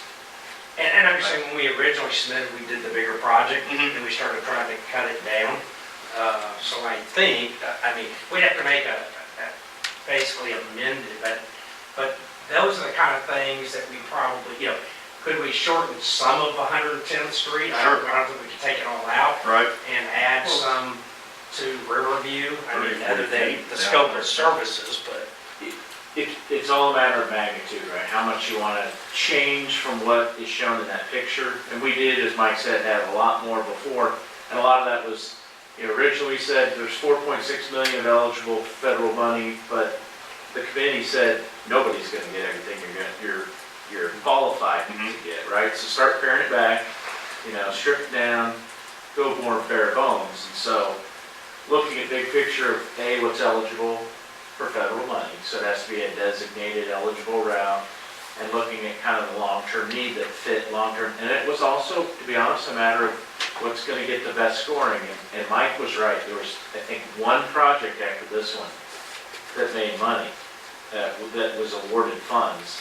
This project just barely qualified us because we were kind of trying to maximize the leverage of federal funds that they were going to award. And this was the way to make sure we got that done. If you decide, either from the city's perspective or the developer's perspective on the northeast quadrant, if you get more activity, they're ready to build out and all that, and the city says, yep, that makes sense for us to extend improvements to Riverview, we can absolutely, you know, start helping you figure out, all right, what do you specifically want to do? How much is it going to cost? Who's going to pay for it? For this particular project, if you want to deviate very much, it's going to become an interesting challenge to go back to KDOT and Mid-America Regional Council and say, okay, here's why we want to change it, and for them to feel comfortable that we haven't changed the process and kind of thrown out the award. Well, how much extra would it be for us to fund that ourselves, to study an extended For the survey, review? to do survey and at least preliminary design, which is kind of what Mike's talking about. And that's a relatively small add-on, right? A lot of this is, it's the upfront cost. Right. So it'd be interesting if and I agree with you, I think that would be very valuable, but if we could, for a nominal fee, just get the preliminary planning done so the developers in the future know that we've got it planned down that far that will include that many more acres in the development, which would open up the south side of Riverview at that corner also. Yeah, and we originally did look at that because that's what we assumed what went into the initial application. And that was kind of when Mike was saying that the original conceptual amount of engineering was more like $500 and some thousand, because that was assuming we were going to go almost half a mile either direction. Well, now we're down to, you know, a few hundred feet. So for final plan set on that, you're probably adding 80 to 100,000 to this number if you're wanting to go that far both directions. I don't think you are. I think you only want to go east, follow certainly Riverview through it. Well, I think that if we had something to hang our hat on the Bonner side, it makes it more palatable. Right. We don't. And it seems to me, I'm just weighing it out in my mind, it sure looks like once you break ground on Hollywood Hotel, Hard Rock, yes. You would, that's the catalyst, in my opinion, for that northeast corner to take off. And I would like to see us be ahead of that with some planning and getting the engineering. Because it just seems like, and with that return, I can't remember, I looked at a map a while back. Is it roughly the Piano Key piece about where the return road back to Riverview? Yeah. That would be where it's at, yeah. I mean, that's not, I mean, are we talking a quarter mile? Here's what I would say, is we have, I mean, if you look at the scope of services, and you look at data collection, survey, base mapping, and even conceptual design, right? That altogether right now is $90,000 total of the 216, right? I don't know that I mean, there would be some add to that, and we could certainly come back with an addendum to this agreement for that additional work, and even. You mean in case it goes down, right, Randy? Right. That's liable to decrease. Actually, if it goes down, you don't need to, we You're just on- don't charge you on it. Right, Yeah. because you're already out there, you don't Right. go return trips. Because the way these work is, they still bill us based on actual work. Right. It's a not to exceed contract. We can amend, correct me if I'm wrong, Randy, but we can, I mean, we've done this, so it's a not to exceed, so they've assumed how many hours it's gonna take to do all. If in fact it takes fewer hours, then we pay less. If it takes a few more hours, that's kind of the thing, unless we say, hey, wait a second, we've changed the scope, and, something like that, but we can amend the work under the contract and come back with, we can start this process with the data collection. And, I mean, some of it we already have, I mean, and things like that. And even, so we can adopt this, get moving forward and do amendments to it, we have this, the first thing we're gonna do is have some kickoff meetings, and talk to scope and people and things like that. In regards to that, Right. since this is really tied to federal money, Right. it seems to me it would make more sense not to complicate this document, Right. but to have something totally separate, saying, to take it another 1,000 feet, it would be $25.95. And we would agree to that, and which would not complicate this document. I tell you what we can do, especially with the snow and the next round of snow we're gonna get, as I say, this coming weekend. We can easily have, because a lot of it's survey, and by the way, this is David Smalling. He's actually gonna be the project manager for this one. As Mike mentioned, they don't let me play with projects as much anymore. I don't know why, but maybe because it's his turn. But the nice thing is Dave's currently doing KDOT projects, he's dealing with the same folks at KDOT, same program, and the folks at UG that we need to engage if we're gonna get money through the ramps. He's dealing with doing projects for the city's traffic engineer right now. For your next meeting, if you'd like, we can go ahead and give you an add-on if you want to execute it, that basically would be to do what distance of Riverview over and above what this covers, if you would like, that we can execute. The nice thing is, if you want, we can set it up so that work, if you ever, whatever point you want to take it, you don't have to go to KDOT. You probably should want to either. It's probably cheaper if you let it yourself, even if you're adding it on to a KDOT project. Yeah, that's what's interesting. I appreciate all the comments and thought process that goes in here, and I'm going to agree with you not to jeopardize this document that we've already got funding for, to come back and discuss amendments. Right. Did you Amending the say? scope of Yeah. things, Yeah. There's That would get us moving where Chuck is talking about. Right. I mean, and we can yeah. if that's your intent, we can certainly, whatever we start doing before anything, just kind of set survey control so that it all fits together better. We can probably work on that right now without much risk. Okay. It's just if you say, yep, we want to do it, and then we need to get the detailed information. Okay. If we have that go ahead from you in 2, 3, 4 weeks, I think that can all fit, and it's not really creating extra work. I think it's just adding work so you don't pay any premiums. Mike, I'm going to ask you this now. Do you want us to go ahead and move forward on this issue now? Yes. And then we're going to come back with some additional Added figures from Randy on what it's going to cost to go farther down Riverview. And the actual agreement provides specifically to do that. Yeah, okay. It says that here's this level. If you want additional services, we still do it under this contract. Yeah. And it's basically like a change order. Okay, Now, I would note this, so when you see this green area, that doesn't necessarily mean that improvements will be made in all of that area. That's the outside study, right? Because, I mean, we don't need to go make a whole lot of improvements, north of Riverview, but we have to tie it in. And we probably, from just a pure funding level of a road, we won't necessarily get all the way down to Speaker Road. But, there's got to be a place to start and stop and tie-ins and elevations, and that's the reason that what you see is the scope that this covers, and we can move it. They also have to, Or we can adjust, I mean, we can have this discussion on one here.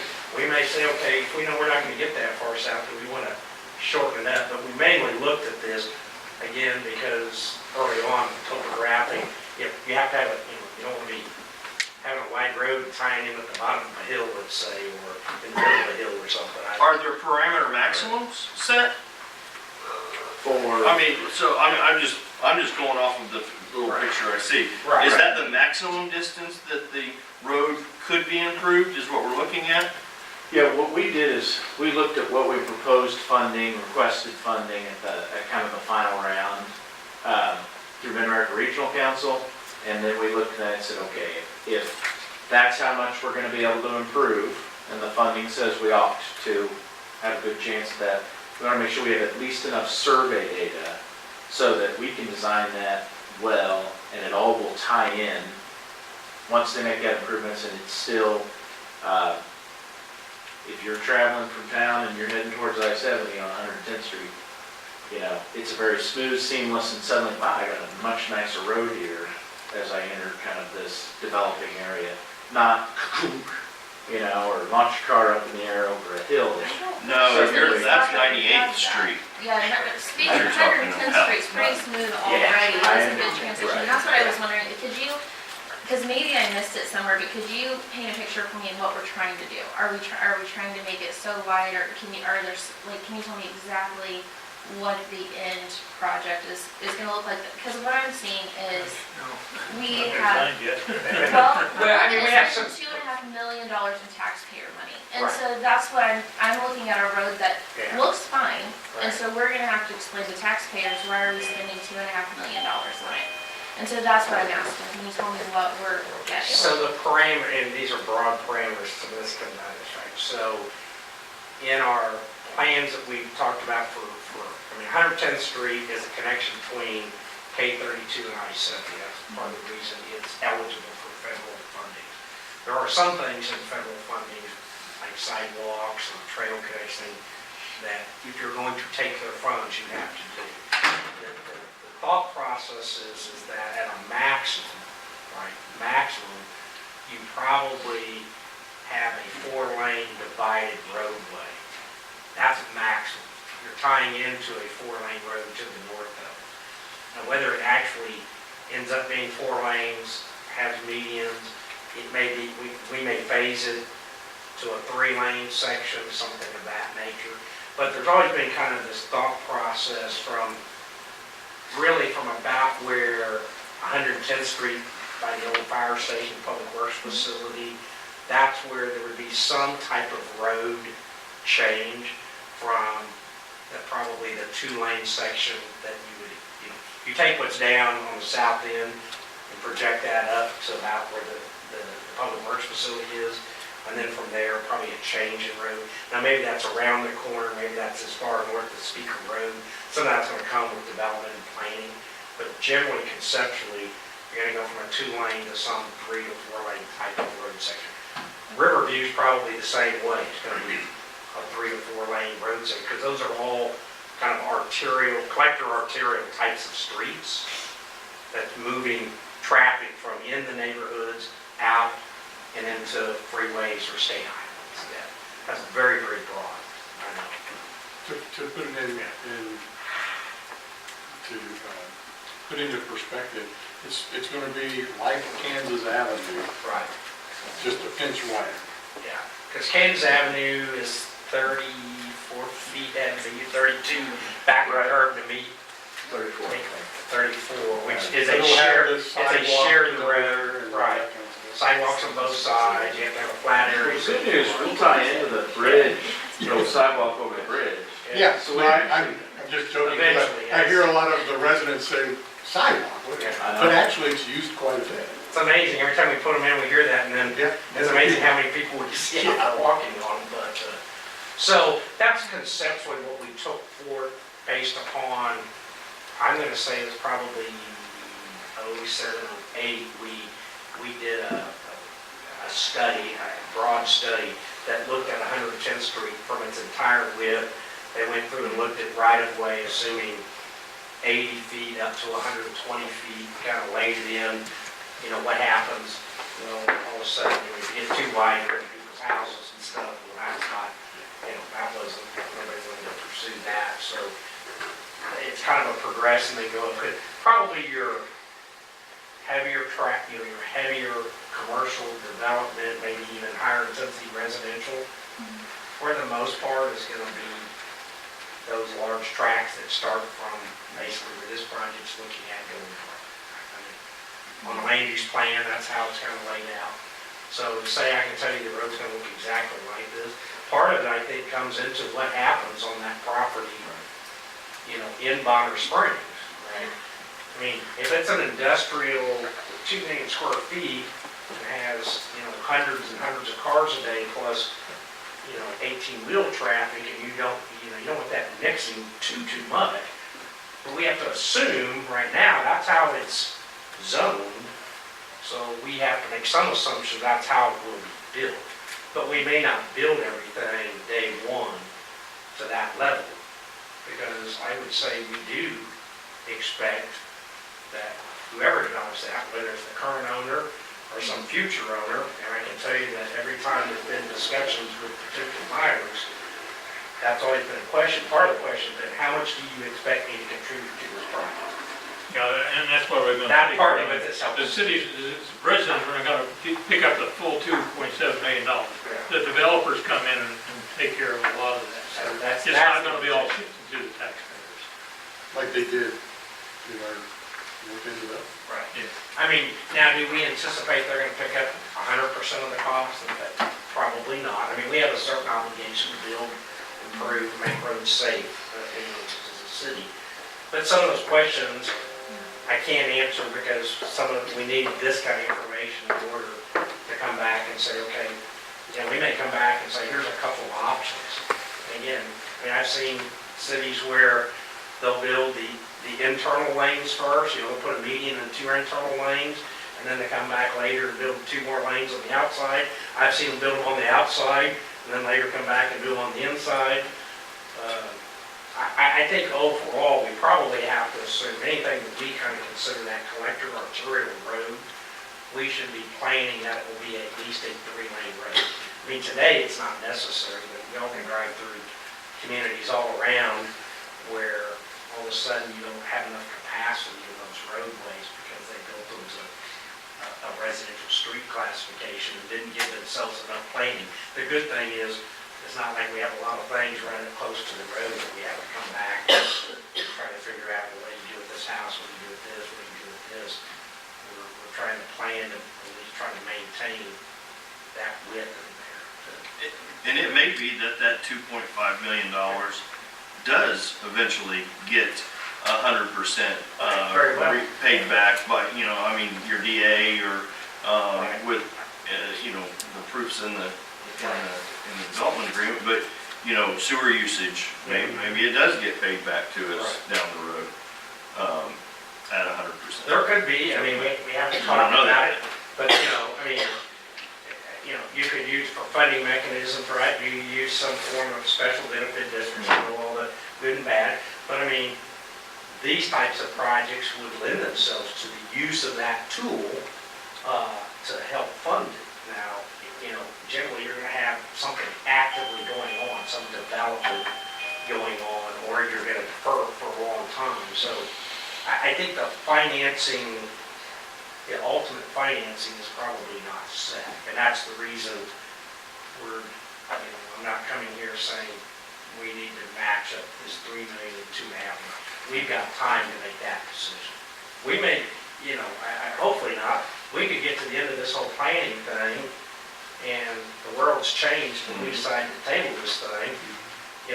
Turning back money through KDOT to the feds is generally not a good idea, but it could be delayed. But one of the things we do have to show is that we're making strides, right? So it could move from the 2021 fiscal year to the 2022 fiscal year, but just not doing anything won't get us there. That's kind of what happened on 110th Street north of Riverview. We had bond dollars from whenever, the project was done in metric. It was a metric plan. They haven't done, I don't know when the last metric plans they did at KDOT. 2000s. Yeah, They quit. yeah. And so we had money sitting there that, quite honestly, almost got us into trouble. Because we had, we'd gone out, we got bond money. We hadn't spent the bond money, and that's kind of a no-no to do that. And if the developer comes in or somebody comes in Bonner, are they potentially, because I've seen this in KCK a lot, where they spend a whole lot of money to fix a street, Yeah, State Avenue, for example. Businesses come in and all of a sudden they're ripping out what they just did. right. Is that That's what we potentially? don't want to do. Absolutely. I mean, we know that there's utilities up there, they're gonna have to get moved. I mean, without getting right of way and some easements through there, I mean, you can't really widen this road or do anything with it anyway. So, yeah, I think, Mayor, my recommendation would be to move forward with the approval of this contract as we have it. We can come back to you at the next meeting with what additional costs may be to expand the parameters of the project. We probably won't look at construction costs or those kind of things at this point.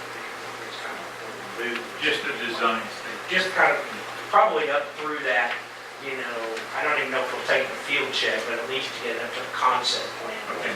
Probably what we look at. You'd be close, for that short of stretch, you'd be close anyway. Yeah, we'll have some discussions to figure out the best option. That would be the recommendation. So the recommendation is to go ahead and authorize you to enter into a professional service agreement with DEC Roads. Yes. That's all in this, that's all in this one. Yes. Okay. For the amount of money. And for the maximum amount. The 359,227.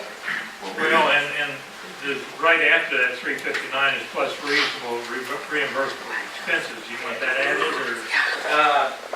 You can, I mean, that's what we're doing, it's in the contract. Okay, all right, never mind then. We'll just go with the 359. Yeah, we've anticipated all the normal reimbursables within that. Yeah.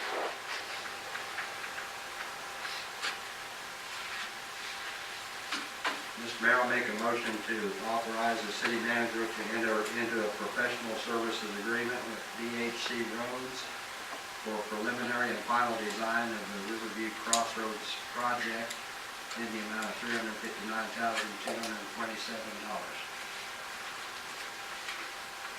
Second.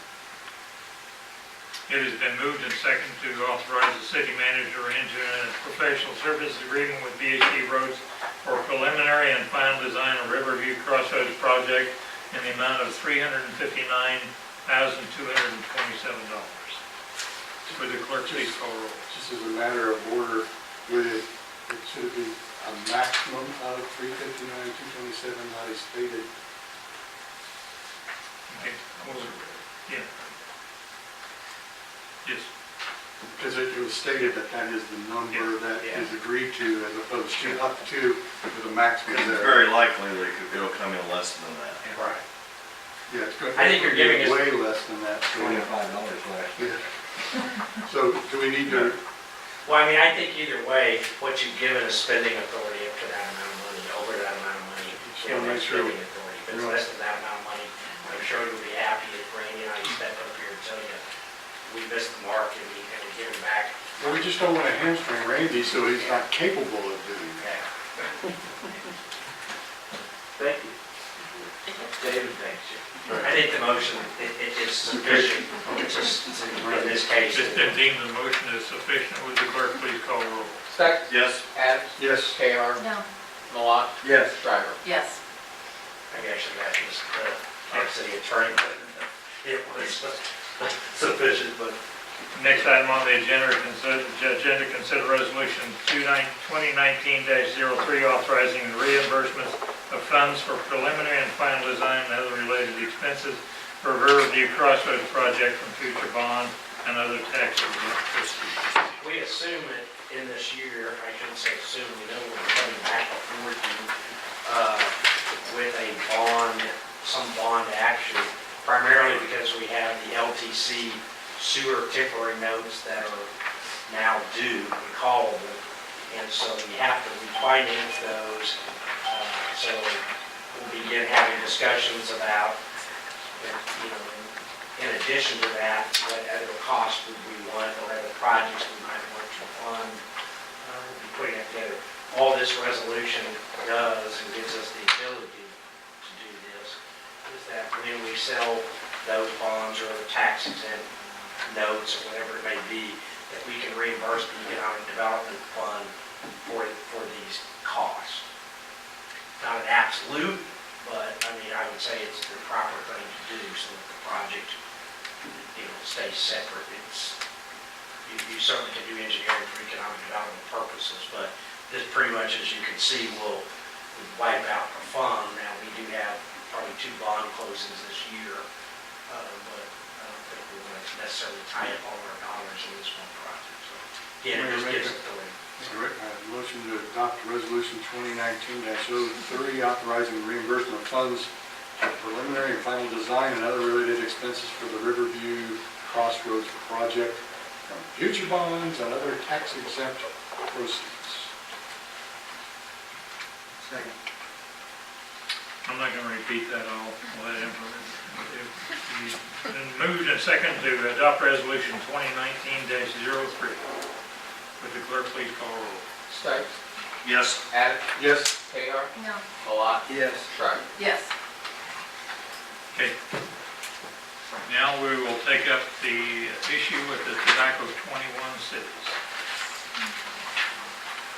I think, Mayor, I would just say, you know, they have approached us. In the past, it's not that we didn't take action on this. It really just has never really been brought before this body or been, per se, an interest. I think there was some assumption that likely, you know, I know there were some questions about, well, when the unified government adopted this, was this a county resolution? Which even if it had been a county resolution, it would only cover those unincorporated areas, which is, you know, is very limited in Wyandotte County. And so I think there was kind of an assumption that it was already covered versus each city needing to do that. You know, as you've heard, we've had interest in this, so I think our recommendation would be to put together the information on this. Again, I know Rebecca and I have offered to come back before you in a formal setting, council meeting, and make a full presentation. From an action type of sense, it truly is, we have the Uniform Public Offense Code, and in the code, there's basically a section in there about you can't purchase tobacco products under the age of 18, so basically strike 18 and replace it with 21.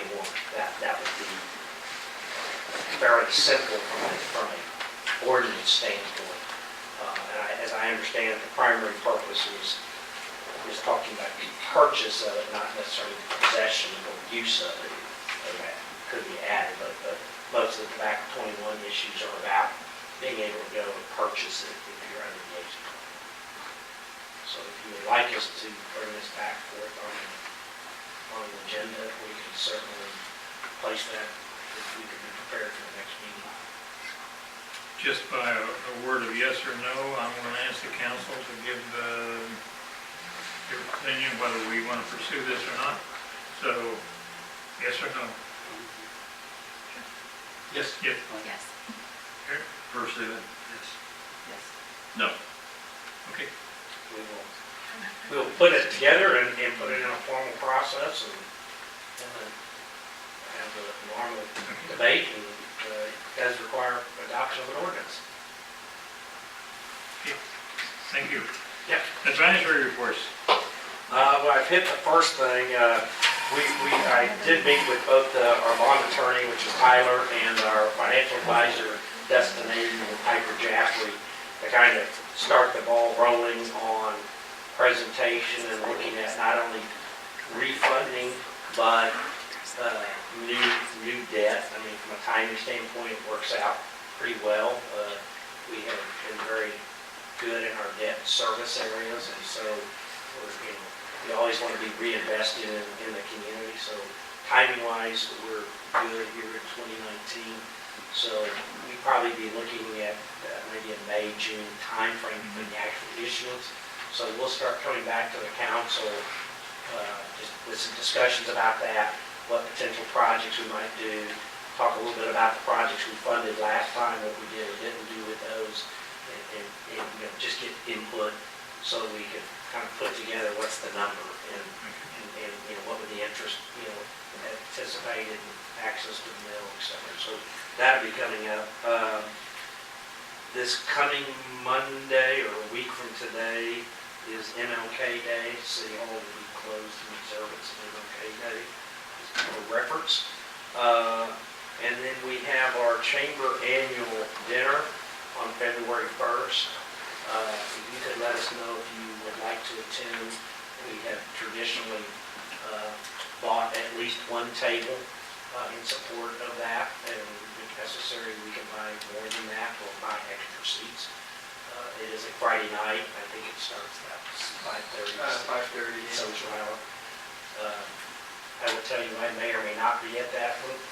I fly out at 5:07 a.m. the following morning, so I guess I can either stay up all night or try to get some sleep. I don't know what it's going to be for my kind of annual trip to Guatemala. I'll be gone that following week. So that is all I have. Unless there are questions, I'll try to answer those later. Police chief's not here, fire chief. I don't know. Chief Cook. Nothing. Okay. Sorry. Go ahead. Jeff, you don't have anything? No, Okay. no, sir, thank you. You're not going to speak to the chief? That's it. Okay. Thank you for the opportunity, yes, sir. Yes. Nothing really important that to pass on to them. Everybody saw the new truck here tonight. Big investment again, thanks to the council, mayor, city manager through the budget process that we got that equipment here. We started training on it last week. I talked to Mr. Webb earlier last week just to give you an idea of some things that are going on within the Edwardsville Fire Department. Everybody knows that I present. This coming year, I've got 3 presentations at the International Association of Fire Chiefs, Fire Rescue International Conference in August in Atlanta, Georgia. Our newest fire medically hired, Dave Knowing, is presenting at FDIC, the Fire Department Instructors Conference in April in Indianapolis, which is one that I've presented before in the past. We're both doing a joint presentation in a couple of different states as well this summer with me and Mr. Knowing, and then I'm also presenting in Washington this year as well too. So, when you sit there and look at what Edwardsville's got staff doing, especially in the fire department, we've kind of drawn leaps and bounds of what the staff that we're bringing in and what the caliber of personnel we're trying to draw. I know we talk about pay and trying to retain personnel, and last year was a hard year because it was the first time we ever lost 3 people. But this is now the type of personnel we want to try to look at retaining. So every time that you guys have approved pay raises and everything else, from the bottom of my heart, I want to thank you guys because it helps my retention problem of retaining employees like Mr. Knowing and long-term employees here, the state part of Team Edwardsville. Thank you. Thank you, Chief. If I could just add that to the chief, one of the things he's been very successful at, and I know y'all supported, so we've had volunteers, we've kind of added part-time people into our process, and that's really given us an avenue to help bring people in. And we're doing even some things, working with some of our the students. I know you pointed out in the past that in the coming year, we're looking at having some of those students do volunteer time, and we'll make a credit towards their education so that they can go ahead and finish getting their licenses, EMT licenses, etc. They may or may not ever go to work for us, but the commitment to that, a couple $100 is well worth it from the time that they would spend being a volunteer for us and work with us. So Chief's done a really good job of, trying to address the challenges we're all having in this area of hiring qualified people, whether it's police department or admin or finance or fire. He's really done a very admirable job in that area. Thank you for your comments, Mike. Tammy, Public Works. I'd just like to say we're just working hard to wrap up 2018 and we're into 2019 with some nice snowstorms and other more predicted for later this week. So this last storm, just kind of an idea of what services we provided. We had 5 staff members that did plowing and treating of our roads for about 70 staff hours for a 5-inch snow. So we're just gearing up for the next 2 rounds. Great job. Thank you. They did as well. I can also add that they and the fire department worked hand in hand for removal of fallen trees that were close to roadways and other areas. So they, it's cold enough out there, and they'd be out there. These weren't little trees, as you saw the pictures. These were big trees blocking roads, and they were out there middle of the night or whatever to get that done. So they do a wonderful job. Fire department's always there to help us. Yep, that's great. Appreciate that. Lisa? Nothing, okay. Sheriff, we'll start with you on this side of the end. Okay. Mark? A couple of things, I know. A couple of things, the fire truck's beautiful, beautiful. Now everybody's excited. Thank you for bringing that over for all of us to see. Tammy, your crew did an excellent job. I'm scared of what was coming this weekend, so you did. I mean, like I drove a few roads outside the city, and these roads were wonderful. It makes a big difference having staff, right? We're actually fully staffed in Public Works. Unfortunately, one gentleman is on workers' comp, so this will be pulled from Public Works and Parks. Sometime fire department fills in for us.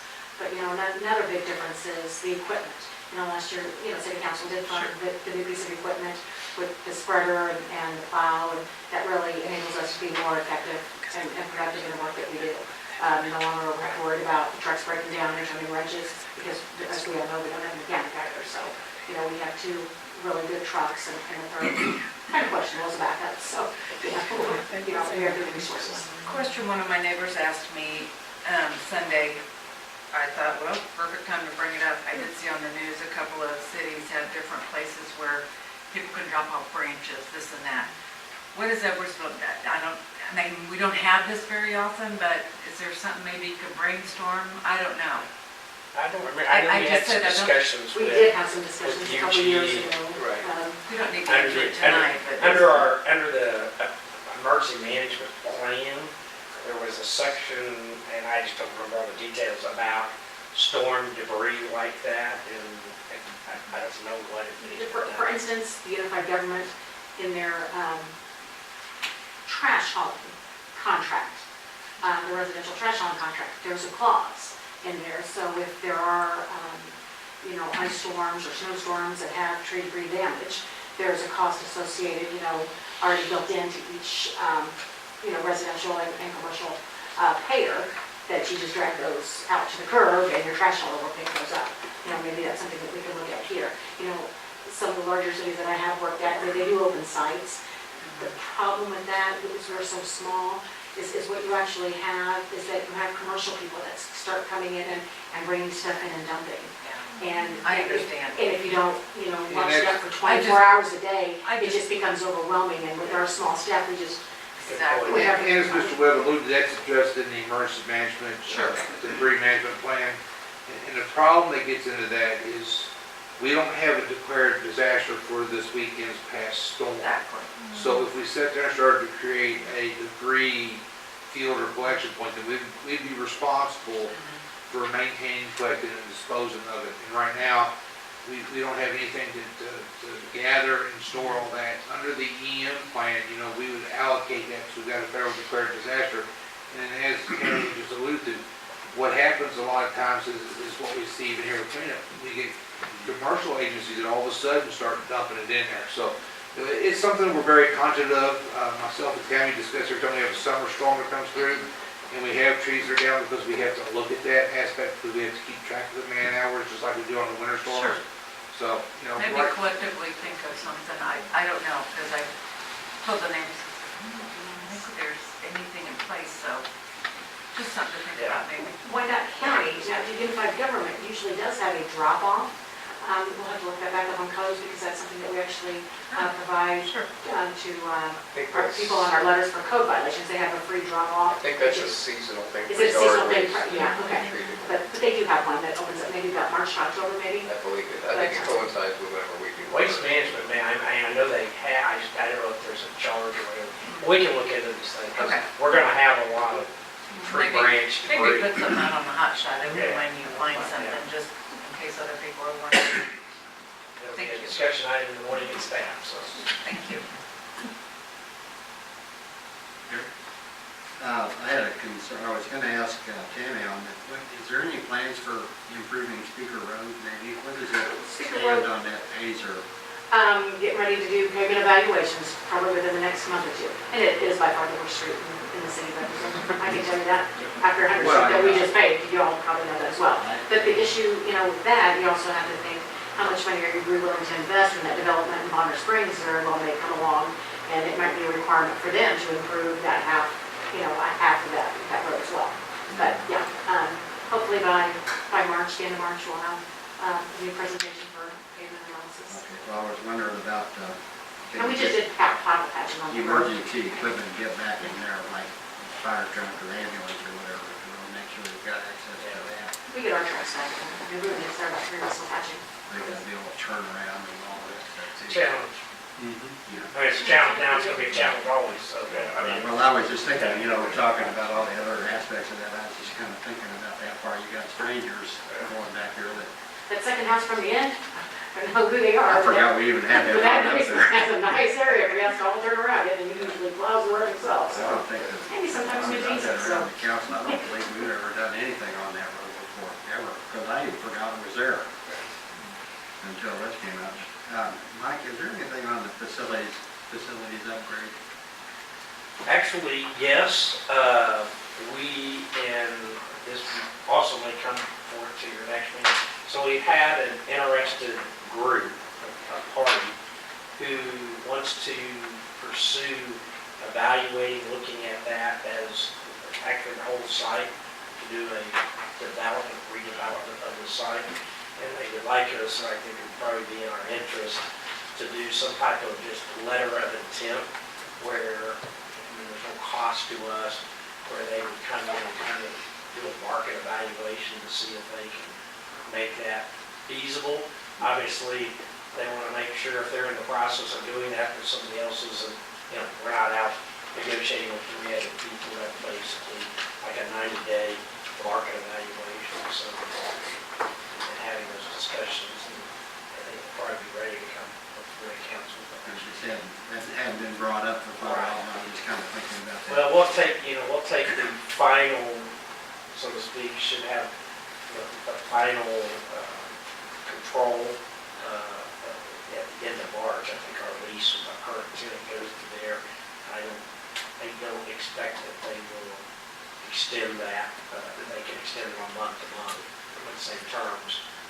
But what I understand, they've been solely prepping to go to the facility that they bought or have. So. The other thing, is there any update on the silent crossings? I really want to hear that one from you. I think what we're waiting, On what? the quiet zone. Oh. No, I wouldn't, I didn't hear what you said. I'm sorry. It's so high on my. The silent crossings, I'm sorry. So high on my list. It's too long to shorten along. The thing that, I don't know, say hold it up, I think our position has been pretty clear all along about cost of it and to ensure that we're not, bearing the cost. The other piece of it has been that we have said, if you're gonna redo the 4th Street crossing and invest that much money, why aren't we going ahead and finishing those, Right. up to K32 and south of K30 to do the curvy gutter section? And we keep saying, what we need is a complete plan, what's the plan? I don't necessarily need down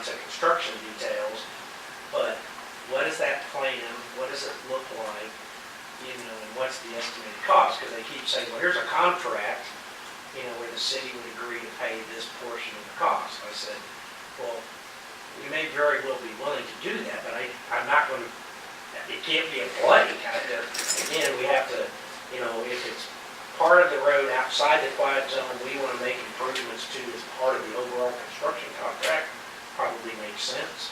But is that, is it 200,000 or is it $2 million? We gotta have something a little more set for us to consider. It'd probably be easier to have those conversations if there was a willingness to help out on our 110th and I-70 Right. issues. I do understand.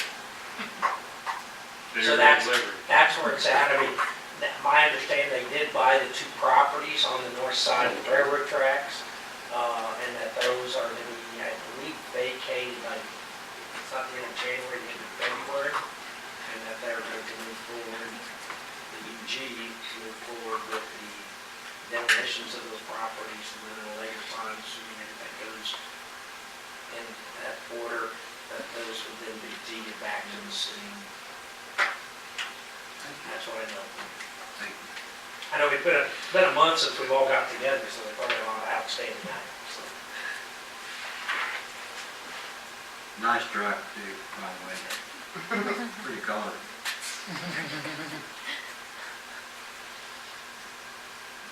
Good. Karen? I just wanted to mention too, the streets in Edwardsville were phenomenal with the snow removal. I just feel like we have a great crew, and the departments collaborating between Public Works and the fire department is not found everywhere. And I think that's great for our community. I was gonna see if we had heard anything from the folks on 94th Street, 1516 South 94th, if they'd responded to that, or if it's still tricky. There's been a couple of there's been some communication as far as with the different agencies who have an interest in the property, but there's been no demolition permit. Was it tomorrow or today? Yes, and we have gotten quotes for demolition of, they're about 8,500, 8,800. So we do have those ready to go for the next meeting.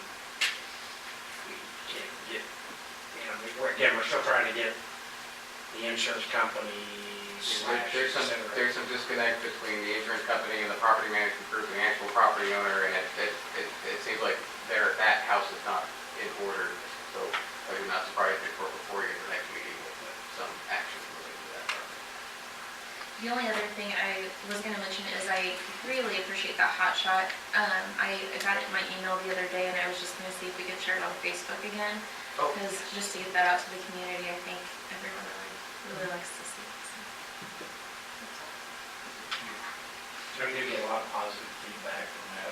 It's a great tool. I think Zach's got it done for like the rest of the year. I wish. It comes out, I'm going, Zach's not here. How'd that happen? I don't know how that works. I too appreciate the fire truck, and I recognize that it's the citizens that have paid for it. And it's the citizens that will benefit greatly from it, our businesses and our residents in town. And I think it's an example of your council's commitment to our employees to provide a safe, modern, competitive work environment. And it's also our commitment to the community to keep them safe and to give them a high value for the taxes that they do pay. And in regards to that, I was looking through the end of the year numbers, and I want to commend our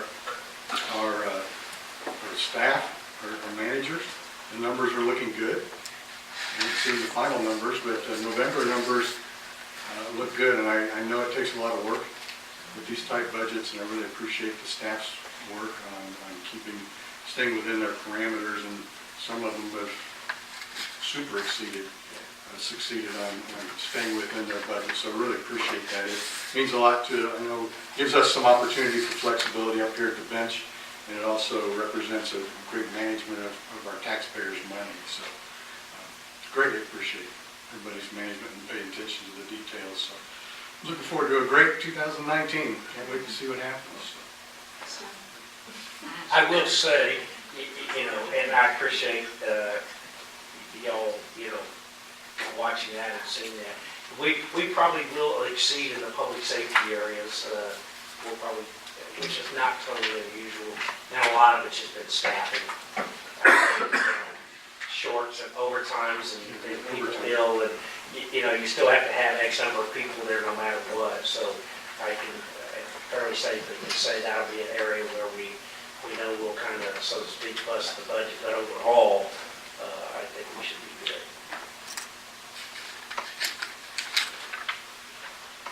Chief, I really want to extend my appreciation to your leadership, not only on a local level, but this national level that you have managed to expose the city to. I really do appreciate it. Tammy, thank you very much for your hard work. Streets are wonderful. Mike, thank you. Zach, thank you. The council, I really appreciated the comments that we went through tonight on discussion on the Riverview and 110th project. Really think it's beneficial to have everybody have that kind of input and feedback. It's been really good and I appreciate it. Thank you very much. With that, we are adjourned.